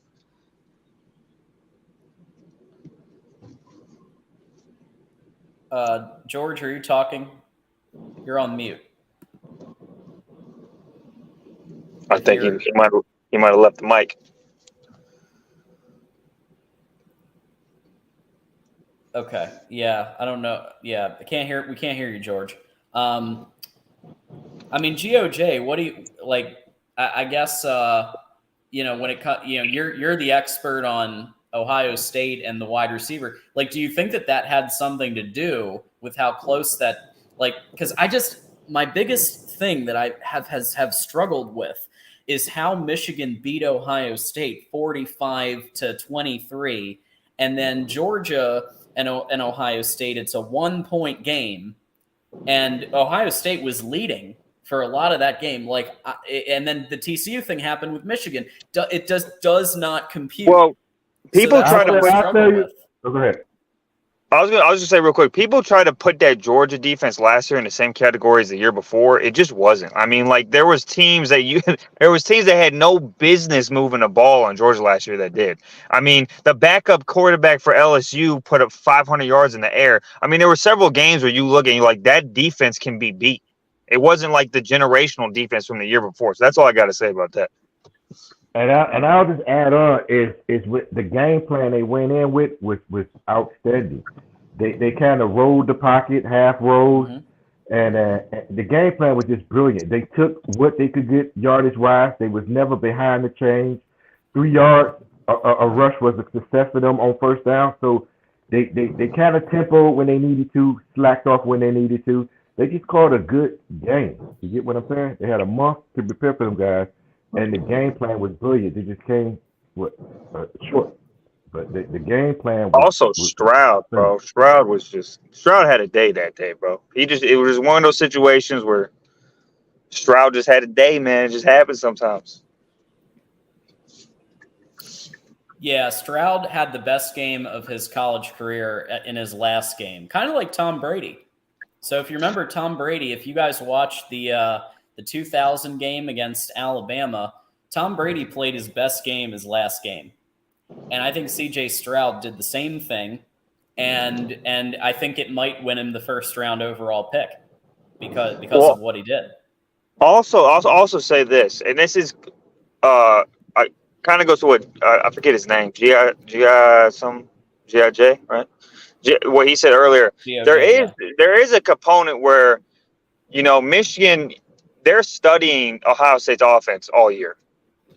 Georgia's not doing that. Michigan's they're studying that offense all year, something that they honestly weren't doing for the first half of Jim Harbaugh's tenure. But, these last couple of years, they've taken it obviously even more seriously than they did before. And I feel like on the defensive side of the ball, with the unique style from the Baltimore Ravens that they run, I think it just gives quarterbacks fits, especially quarterbacks that like to throw the ball. If you watch the Michigan Ohio State game, CJ was taking a long time to read the defense. It wasn't a normal defense that Georgia would run, where he could get to his reads quicker. So I just think that they study on that all year. and they're able to come up with a game plan that was, able to confuse CJ some more, especially in that second half. There's a couple of questions because we have been hitting Ohio State, Michigan hard. What's Illinois looking like? They looked really good last year. Well, so I watched Illinois in person, and they were at that Michigan game at the Big House. We have to remember that Illinois looked fantastic until they got bit by the injury bug, lost their best player, their running back, and then they rallied at the end Weatherspoon's there. a beast. Yeah, I mean, the whole team was legit, and they could have, if everyone had stayed healthy, they would have definitely. I think they would have been the Big Ten West, and they would have contended with any team that they had faced against them. So what do they look like? They're losing a lot. They're losing a lot to the NFL. So I think they're gonna dip. Are they gonna dip a lot? I think they could still get to a bowl, but I don't think they're going to be as good, nearly as good without their generational running back talent. I think same thing with Minnesota. I think that Illinois has a lot to prove this coming year. I mean, they've lost a lot of people. They've lost a lot of their good players. So I'm curious to see how they're going to look this year. And as far as Minnesota goes, I mean, I think they've gotten to that ceiling with PJ Fleck. I'm actually one of those people who likes PJ, but I do think he's gotten to the ceiling. I don't think he's going to do much better than he has. It's like the Purdue Jeff Brom situation. I think he felt like he could do, he got Purdue to where he felt he could get Purdue to the point where they were in the Big Ten championship game, and they punched back at Michigan a lot. To their credit, they kept until the end of the game, like the last quarter, it was a tight ball game. Yeah. And people forget that. And then Michigan's superior talent rallied in the final quarter. Purdue got tired. But at the end of the day, I think that Brom felt he took Purdue as far as he could. And I'm wondering if PJ Fleck is dealing with a similar situation with Minnesota, where he's going to realize, you know what, this might be as far as I can go. Brian Kelly, same thing, went from Notre Dame to LSU because he felt he took Notre Dame as far as he could.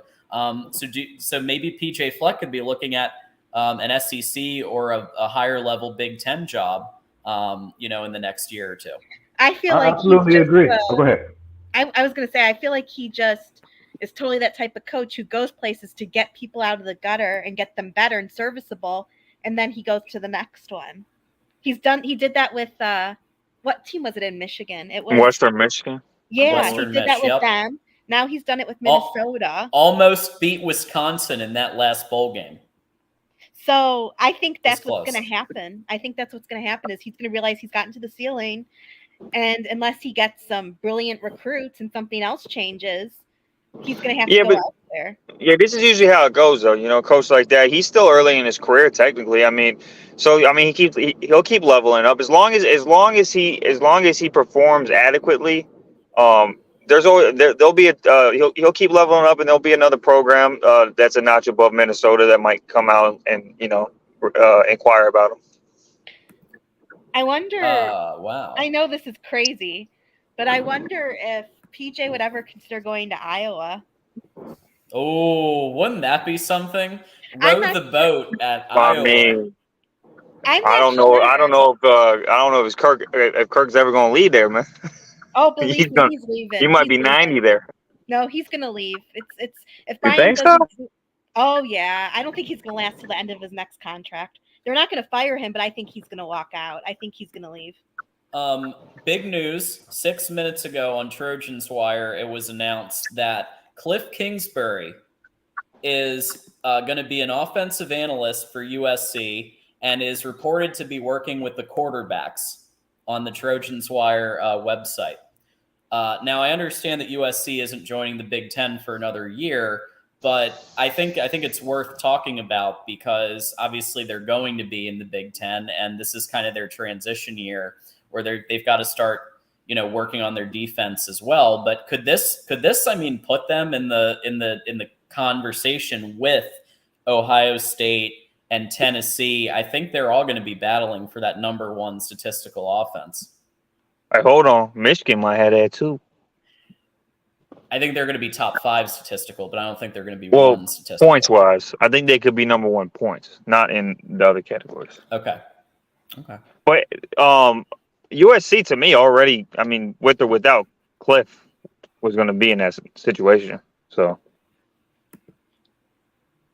it looks like, so to answer, it looks like analyst / quarterback coach or assistant quarterback coach. So he might want to just, maybe it's a role he can take where he can still go out into the mountains and the vineyards and chill for a bit, but then also help out. And I mean, Lincoln Riley already is an offensive mastermind. You add in Cliff, I mean, I think Caleb Williams, I've been talking about Caleb. Caleb Williams is going to benefit from having Cliff Kingsbury around. I agree, man. That's a big level up. And I don't care if he's an analyst or whatever role or title you want to give him. I think that's a huge level up. And I think that offense, it's already explosive. So they're going to put up. I think USC going to have the best offense. I don't think Ohio State's going to be in that conversation. I think they're taking a step back offensively. So, yeah. Yeah, and reminder, this is a great, Tim always tees us up nicely. Next up after this show on the Voice of College Football must-see TV block, USC Trojans Live is going to be at 11 p.m. Eastern, 8 p.m. Pacific, with Mark Rogers, Voice of College Football, and Matt Zemek, who writes at Trojans Wire and does some great work over there. So if you haven't seen that show yet, I recommend checking it out because every week I learn something new about USC. Matt knows a ton about not just USC football, but all football. And you learn something new like every single time you watch Matt Zemek talk about football. So I recommend everybody consider checking it out at 11 and stay tuned for that. No, I feel. Hey, man, but people need to talk about Penn State more too, man. Penn State, I think, is going to be the second. Penn State's going to be the second best team in the Big Ten, I think. Wow, second best. Huh? So do you think the running? So my one issue, and Steve Day says the same, says similar stuff. Where Steve Day says, "Hey, Penn State, look out, they'll be top 6." But we haven't really seen Drew Eller do anything to the extent of an entire game yet. He's been in some, but we haven't really seen him gel and take that next step yet. So that's why I'm a little skeptical. It's kind of like, prove it. Yeah, this is why I got him number 2 over Ohio State, where I got him at Ohio State 3. Because unlike Ohio State, Penn State's defense is nasty. Mm-hmm. Penn State's defense is nasty, and it could be even better this year. Their O-line, it's still got to show something, but so does Ohio State's O-line. Both quarterbacks are questionable, but I'll take Penn State's running back room. I'll take Ohio State's receivers. So when I look at it, I trust Penn State's defense. I trust their running backs more, and the O-line is a draw. Really, the only spot I can see Ohio State with the edge is receivers. That's why I give them I don't know how Ohio State keeps being the subject of conversation, but I do think Penn State. I believe Penn State is going to be a player in this year's race, right? They always play us tight. You get what I'm saying? So I never count them out. It's some teams on the schedule you just put a W, kind of by them. But Penn State was one of the. This is going to be James Franklin's best team since 2016. Calling it right now. And when they go 9-3, then I think it'll be another chapter. I got Ohio State going 9-3. I got Ohio State going 9-3. I got Penn State going 11-1. 9-3 for Ohio State. Wow. Yeah, I got Ohio State losing to Notre Dame, Penn State, and Michigan. Okay, let's tackle this schedule. So remember that in 5 days. So I'm gonna be in LA for this. I might miss it, but the blue white game is the 15th, and then you start with the mighty West Virginia Mountaineers that have obviously are a real problem for a lot of teams. These guys play 2 winged helmets. Yeah, they play a couple. They play the Delaware Blue Hens winged helmets and the Michigan wing helmets. But I think Michigan might be a bit more of a challenge than the Delaware Blue Hens. Maybe.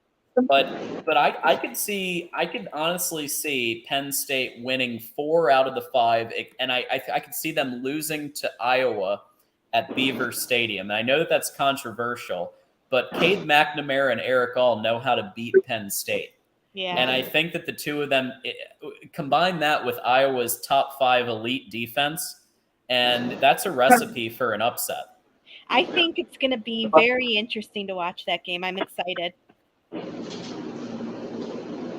Yeah.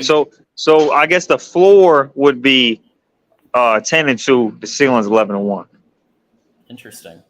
Yeah, I think the floor is 9-3, maybe even 8-4. Because if you look here, so you've got so if you say it's an Iowa, because I think it's an Iowa loss, and then Penn State will probably beat Illinois and Northwestern, and Don Brown's UMass Minutemen. I think they're going to win that game too. But then look at this stretch here. You've got you have to play the Buckeyes at Columbus. That's a win. That's an automatic win. I think that's a win for Ohio State. No, Penn State. You think Penn State's going to win in Columbus? And I got them beating the Buckeyes by at least 10. Wow. Do you think it's because of the coaching, or what's your rationale for that? I think it's going to be the best team Franklin's had since 2016. I look at the game last year. This team is even better than that team was last year. And the Ohio State team is going to be worse than the Ohio State team was last year. So when I look at that and I look at the rosters coming back, I just got more faith in Penn State winning that game. Okay. Well, I'm not saying you're wrong. I was just curious to hear. It's an interesting take.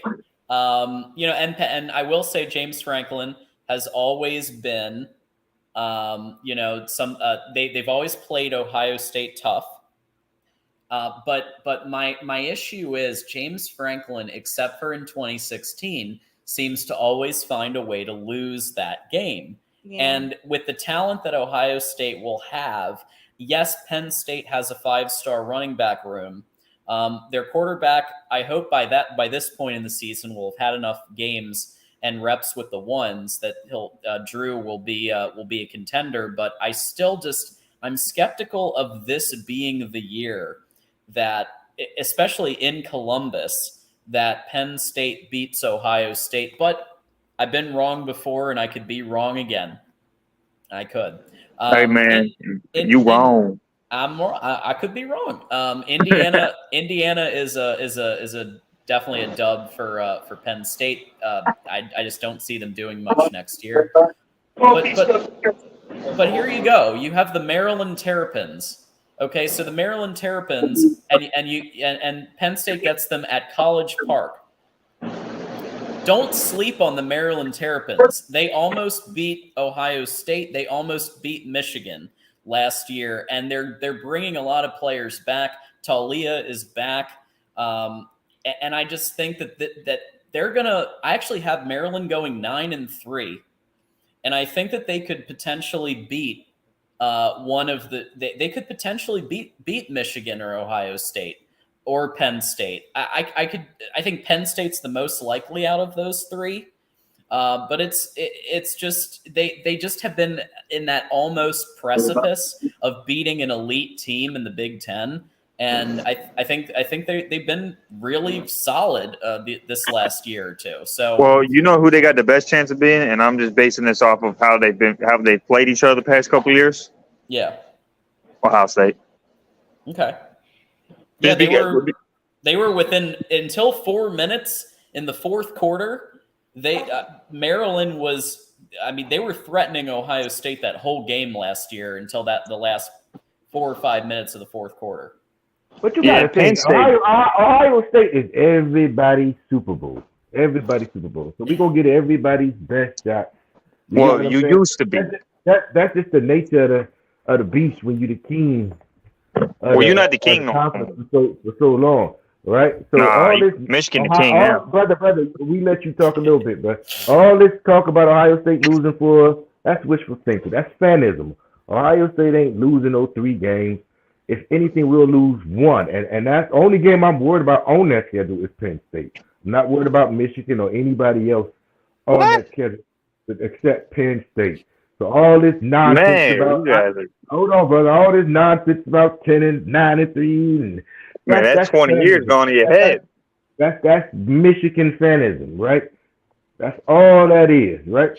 But at the end of the day, we still y'all won 2 Big Ten titles, and we still the talk of the town. Whoa, we the kings now, man. That's how it works. We took the crown. You're the king of conference play that don't nobody really care about no more.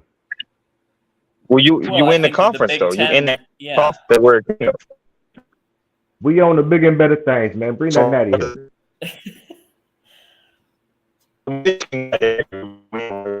Goat. I think Goat, you're cutting out a lot, man. So I'm gonna mute you for this, just for this second. So yeah, I think that calling it, that it doesn't. Well, I don't remember the exact words. Like it doesn't matter or whatever. That winning the Big Ten, winning the Big Ten is a big deal. And especially the East Division of the Big Ten, where you have 3 top 7 teams in the East Division. That's a big deal. So I wouldn't. What's that? Yeah, it was a big deal during the 10-year war. It ain't a big deal today. Okay. I mean, when you say it was a big deal then and it isn't now, there were 2 Big Ten teams in the playoff. And they I guess I'm just kind of confused at why it was a big deal back then and it isn't now. The only reason I make that comment is because the playoff system, right? Ohio State, even Michigan, they can afford to lose 1 game and still go win it. Nobody remembers the Big Ten champ, but they gonna remember that national champion, right? That's kind of like an in-house Big Ten thing, bragging rights. Yeah, we won the Big Ten, blah blah blah blah blah. Yeah. Let's just say hypothetically, let's say Ohio State went on to make that field goal and beat TCU. Nobody cares about Michigan being a Big Ten champ. That's just y'all can disagree, but that's what it is. Well, Dependent Fanatic cares. So Dependent Fanatic is worried about OSU. I'm worried. I mean, no. You should be worried about OSU because here's the thing: Ohio State has some of the best talent in the country every single year. They have the best offense in the country. Yes, True. We should care about Ohio State. And this year feels like a must win for Ryan Day, or at the very least, his back is going to be up against the wall. I would be shocked if Michigan didn't get Ryan Day's best ever game as a head coach. True. That's what I believe. So then Michigan's going to have to put a game plan together to contend. Let's see here. So we were going through Penn State's schedule. Michigan Wolverines at Beaver Stadium. Michigan, if the teams are evenly matched, Michigan has struggled a bit sometimes when Penn State has a Saquon Barkley or a player like that. But I think in this case, I think Michigan they proved last year, especially in the second half. I know it was in Ann Arbor, but that game was a curb stomp in the second half. And statistically, it was a curb stomp in the first half, but Franklin pulled off some cuckoo bananas stuff in the first half to make it a where Penn State was in the lead for a bit.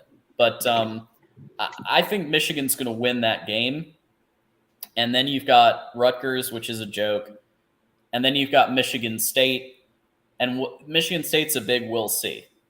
I don't know if they're going to have it's going to be in East Lansing. And it could be a situation where they're playing for bowl eligibility. So if that's the case, where Penn State is facing Michigan State and they are trying to get into a bowl, then that could be a situation where an upset happens. And Michigan State's done that before.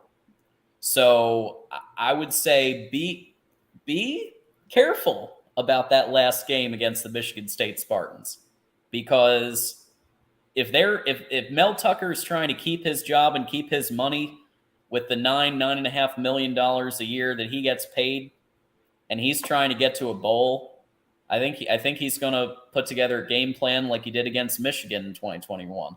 $9 million, good God. Mel Tucker. I still don't know why they paid him the bonus for beating Michigan twice, including once during a COVID year. And so he beats Michigan twice, and then he gets $9.5 million a year. Wow, good Lord. Yeah, Jason wants to call in. So, okay, Jason. We are going to be wrapping the show kind of soon because our friends Mark Rogers and Matt Zemek are going to be doing the USC Trojans live in less than an hour. Boring. Let's see. You could argue that winning your conference is just as important once the playoff expands because you get a potential bye. I agree with that. The bye is huge.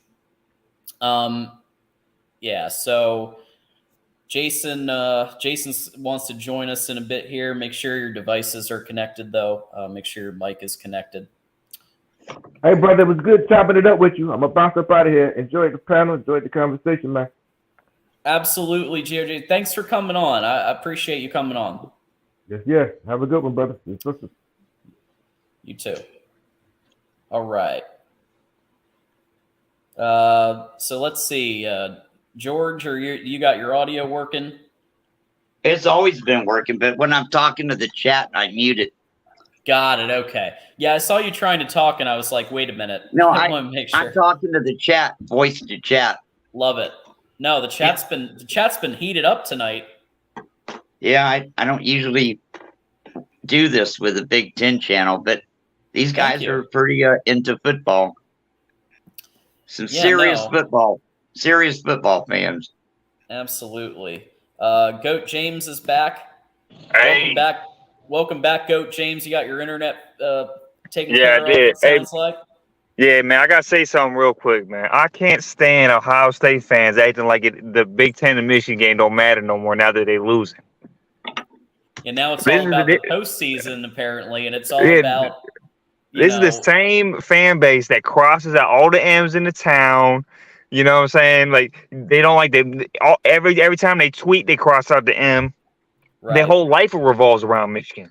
But now that they losing, they doing a 180. It's like, what are we talking about? From an outside perspective, it sure sounds that way. We got friend of the show, Jason Moose, who's calling in. So now we got the Michigan fans growing in here. Yeah, real quick, I just wanted to. Did that delusional Ohio State fan leave? Is he still here? GOJ, if you're talking about GOJ, he just left, but he was with us for a while, so we appreciate it. Yeah, so I just want to talk about that real quick. Okay. It's funny how Ohio State fans now say that it doesn't mean anything anymore. The game doesn't mean nothing. It's funny how they say that when they've lost 2 in a row. But before, it meant so much to them before. But all of a sudden now it's not big anymore. And I also want to say, you said something about, we got bigger fish to fry. Well, I was going to say this. If you got bigger fish to fry, you have to get through Michigan first before you get to that bigger fish. Or you're not going to get there. Because we all know it comes down to Michigan, Ohio State every year. Cheryl has made the point, obviously a long-time Buckeye fan. Cheryl says, nope, not me. I guess meaning that probably puts as much stock in the rivalry as the playoff, which is I would agree. If I was on the other side of it, I wouldn't be saying, oh, well, Ohio State isn't making enough natties. I would be saying we got to do better. And what are you doing to beat Ohio State today? Not only that, look at the players and the coaches. There's no one. If you want an example of how much it means, look at the players and the coaches. I ain't never seen a more depressed group of people than Ohio State players and the coaches after they lose to Michigan. If you want an example of how much that game means, Just watch the press conferences after they lose, man. I hate Ohio State, and I might shed a tear. It's so depressing. Don't sit here and tell me that the Michigan-Ohio State game doesn't matter. It matters. Deep down, you know it matters. Yeah, they only saying that. They only saying that because they know what's up. It matters so much that even as somebody who's not a fan of either team watches it, I watch that game. They're only saying that because they lost 2 in a row. And not only did they lose 2 in a row, they're going to smoke 2 in a row. To Cheryl's point, I don't think it's fair to, generalize about the entire fan base acting that way. That's true. That's true. That would be like me saying that Husker D represents all the Huskers, and we know that's not true because there's Cole, who's very, very nice, who's a Nebraska fan. True. I was just referring to GOJ. I wasn't referring to anybody else in general. For everybody. We got Argraw calling in, Penn State fan, and I'm sure you were delighted to hear about the predictions of Penn State a couple of minutes ago. Yeah. Well, hey, don't worry about that. We already went through that. Last week. I guess 2 points. Sure. The first one being for Erica. I did not. At the 6 o'clock show, so a little bit ago, I was not throwing any shade at you, Erica. I promise. When I said that you were confused, I meant you were confused by the question about the whole rivalry thing and the realignment. Okay. So I promise you, I wasn't like the that Husker fan that was constantly taking his jabs at you every second. That Husker fan. Okay. No worries at all. So there's that one. That I guess that's the first order of business. The second one is there was a lot of time spent on the idea of recruiting and recruitment and all these recruits that are, gobbled up by Ohio State and Michigan. And I'm just thinking to myself, this is a 3-way race and no one's mentioning Penn State. Not that I usually get too hung up on the idea of like recruitment classes and all that kind of stuff. I think it was already mentioned, and there's definitely it's definitely a good point. The idea of, the stars don't always mean, everything. I'm high on Penn State. You got it. You definitely got to be able to develop them, that kind of thing. But even so, regardless of that, looking at I'm on 3 right now, and I'm looking at the Big Ten rankings. In the top 3, it's Ohio State, Michigan, Penn State, and according to On 3, the average score between them, it has Ohio State number 1, but the gap is slightly closer between Michigan and Penn State. So, I'm thinking to myself, why is it that we're sort of leaving them out when they're right in the mix? The average star rating thus far for the ranking, it's right there between Penn State and Michigan, with Ohio State having that little bump up. Again, this is all according to On 3. And also, Penn State just nabbed a big one not long ago with who was it? Quentin Martin, who's a very, very highly rated 4-star, on the verge of a 5-star. He was number 1 in the state overall. Very athletic, and no one seems to be saying anything about that or making any noise. So I guess I'm sort of thinking to myself, rightfully so. Hey, Michigan and Ohio State. Quentin Martin. Penn State's in that mix too. Oh yeah. You probably heard me though. I said Penn State gonna be the second best team. Oh yeah, 100%. I think Penn State's right up there in the mix. I did hear that. I'm just talking about like from that recruiting angle. Oh yeah, I think the reason they weren't probably brought up as much is because it needs to translate on the field more. That's probably why. But I do think it's going to translate this year. I think they're going to be the second best team in the Big Ten. I think Michigan 1, Penn State 2, Ohio State 3. I've always said that James Franklin is a really good recruiter. And with Quentin Martin being added, looks like he committed Friday, and he is he's in .9813. He's probably on the verge of being a 5-star player. Yeah, I mean he's right there in terms of being a 5-star player. I think. I did have it in front of me. The next number two was .9895. So I mean that's how close he is to being considered. I think if you're over so he's right 98.5, you're over. You're a 5-star. So I mean, he's right there. But it's the idea of like that was also a big pickup, but it for whatever reason just sort of seems to be off the radar. We got some huddle tape going of this player doing some things on the field here, and it seems like he could really fit in what James Franklin likes to do. Look at this play. He breaks off for basically a touchdown going the entire length of the field. That's a James Franklin cuckoo bananas play if I've ever seen one. Like, how he has the occasional, like, let's just out of nowhere. You remember when Sean Clifford went like 66 rushing yards? Occasionally Franklin pulls off something like that, and he could use a player who's almost a 5-star to be able to accomplish some of that. Well, I'll tell you what, man, about Penn State. This is going to relate to them going 11-1 because I think they're going 11-1. If as a Penn State fan, pay close attention to Ohio State. If you watch Ohio State and you see that O-line's struggling and you see that quarterback ain't no Stroud, I'd have confidence in that matchup. Oh, look at that cut there at the end. He literally just that's like a Blake Corum move. Like last second. Blasphemous, man. No, I mean, do you just watch it? I don't see a video. I don't actually see a video. I just see okay. I just see the rate. I just see the class. Oh, okay. Let's see here. We'll take your word for it. Yeah, no, it was good stuff. I mean, you're talking about a future Heisman winner next year.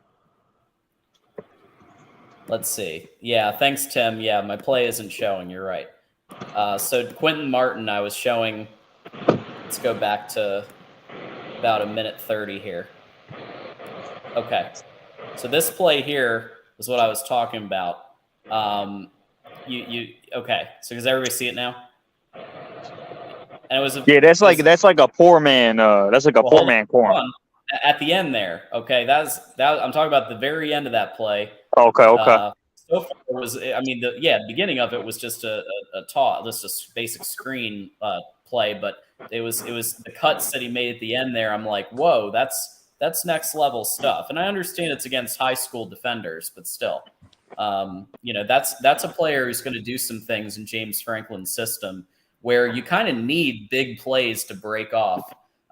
He relies on that to kind of have that cuckoo bananas couple of plays a game, even though the other team might be overmatching you statistically. Penn State was being overmatched statistically against Michigan in the first half, but yet Penn State was ahead for parts of that game early on, and because of big plays that caused that. So if they can sustain that the whole game, then Michigan and Ohio State are in trouble. Yeah. Well, Ohio State's in trouble. Yeah, you're right. And I guess even more so. Even more so about him is that he is. I'm reading right now on Three's report, and saying that Quentin Martin has been considered Penn State's top 24 prospect for over a year now, and that the native is arguably the best true athlete to come out of Pennsylvania since Micah Parsons. So that's definitely pretty high praise. And they also, in terms of the recruiting, the other universities that were trying to nab them, Ohio State, Michigan were among them. But Franklin did what I guess he does best, which is not necessarily those in-game adjustments, but the recruiting end of it. And he was able to nab one that was pretty good from the sounds of it. Yeah, man, this might be the turning point, man. This might be where Penn State cements itself as the second best. You know what I'm saying? Yep. So we're gonna wrap in a minute here, but I want to give everyone a chance to give a final thought, and if they want to let people know where they can find you on social, if you have somewhere you want to point people to. So we'll start off with Goat James. I gotta have tonight. This is what we're banking on. I'm hearing somebody's audio. It's not me. You said sorry. What was your question? Might be maybe George, maybe somebody. Okay, What? so yeah, my question was to Goat James. Final thought for you before we let you go. Yeah, man. Next year's gonna be a good. Everybody's gonna be competing for that second place trophy. I wish everybody the best, man. There's nothing wrong with getting that silver medal. There's nothing wrong with that. Just don't have your hopes up for that gold medal. All right, that's ours. It's going to be ours next year. 2024 is it might be more open. We'll see, but I just wanted to get on your knees and pray anytime soon. All right, Coach James. That was a great Michigan fan final thought there. But I have a final thought. We'll see you next time. All right, George, go for it. My final thought is this.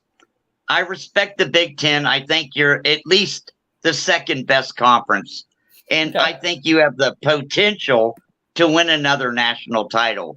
But if you really, really want me to love the Big Ten, don't ever let USC or UCLA win anything. And I will love you like my brother. You're not a fan of those two, I take it. I hope they never win anything ever again. Wow. Oh. Okay. Wow. They bailed out. They bailed out on the Pac-12. They tried to kill the conference. I hope they never ever win anything again. Wow. Tell us how you really feel, George. No, that's how I really feel. And it's up to Michigan and Ohio State to make sure that never happens. And possibly Penn State, but Get 'em, George. all three of Possibly those. Penn State. As far as Michigan State goes, it's not about the X's and O's. You know what they say. Unless Michigan State can get a top 5 class for 5 years in a row, I don't care how good of a coach you are. You know? He's got Tim angry, man. Yeah, I don't think Tim appreciates what you Yeah, said. Tim says them's fighting words, George. Well, Tim I'm is, talking of course... to Tim. I'm specifically addressing Tim.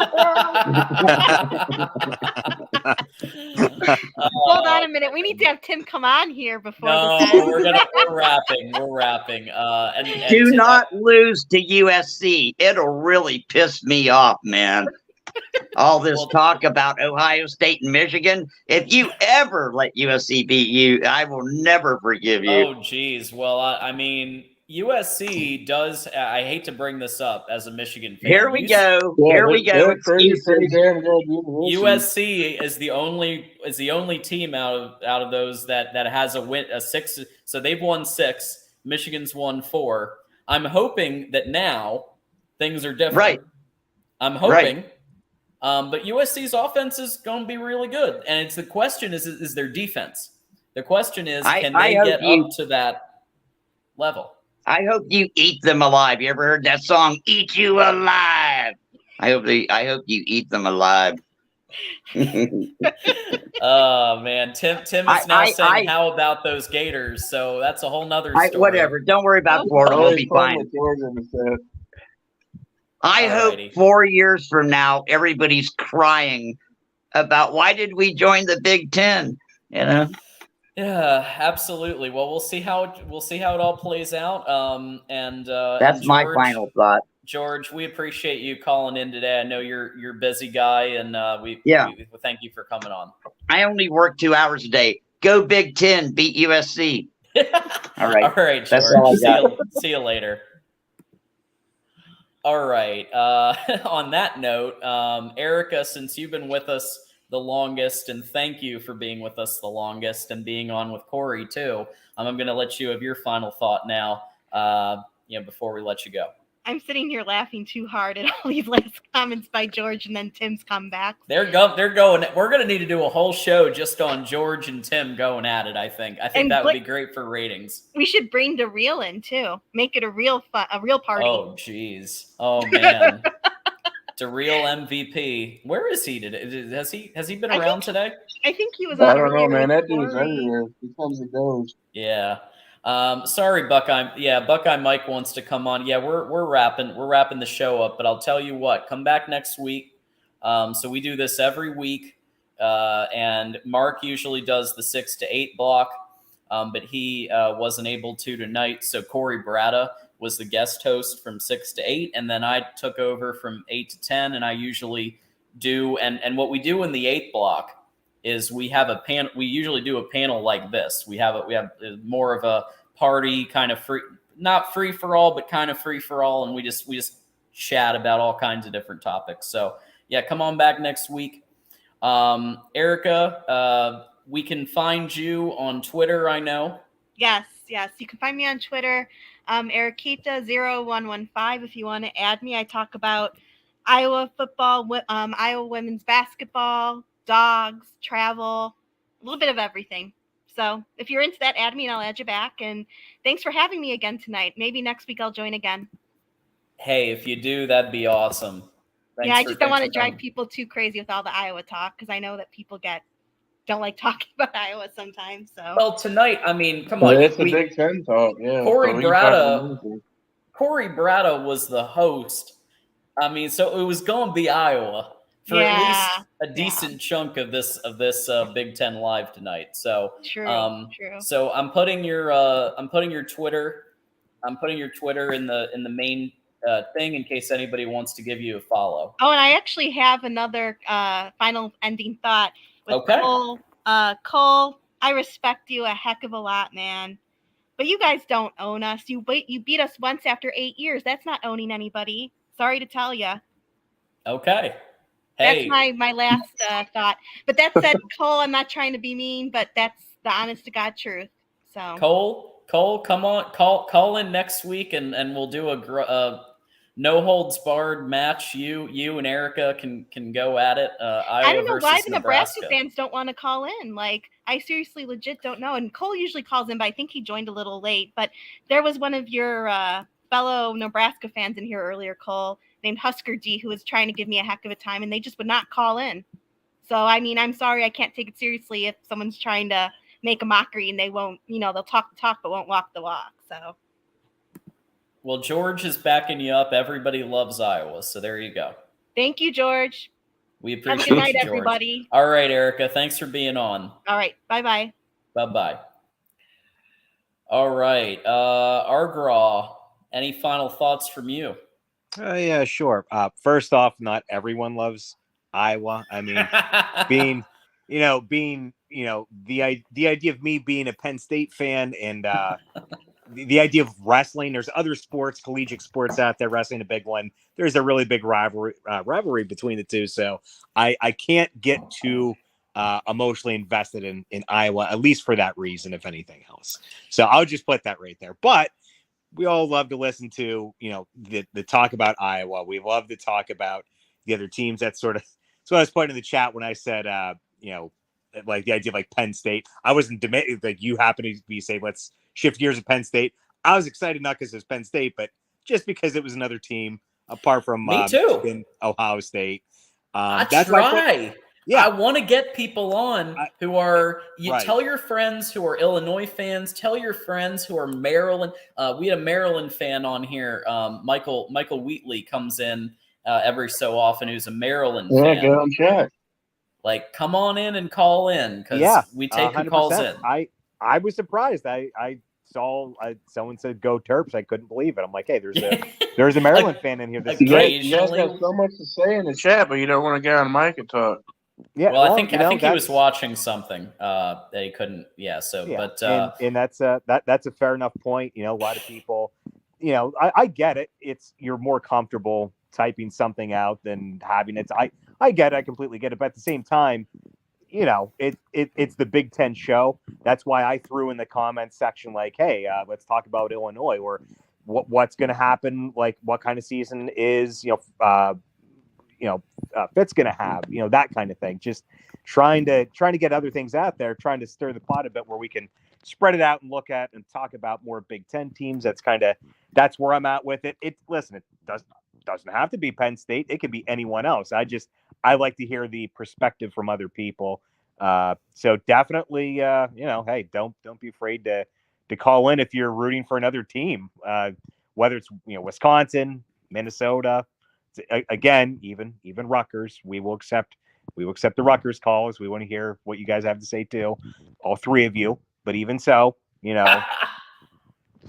Rutgers. I will say this: under Schiano, they're at least a team that tries. Unlike what we had with Chris Ash and with some of the other coaches, at least with Schiano, they're mentally tough teams. They contend and they occasionally scare Michigan. So there's at least that. Absolutely. So yeah, I guess with that's what I will leave with my final thought. Just branch out. It doesn't have to be about the same 2 or 3 teams. We've got an entire conference, and the conference is only getting bigger. Definitely look out for those other teams. Absolutely, look out. Well, again, thanks for stopping by, our girl. Absolutely. All right, man. Jason Moose, still there with us? Hey. So this was a fun one tonight, huh?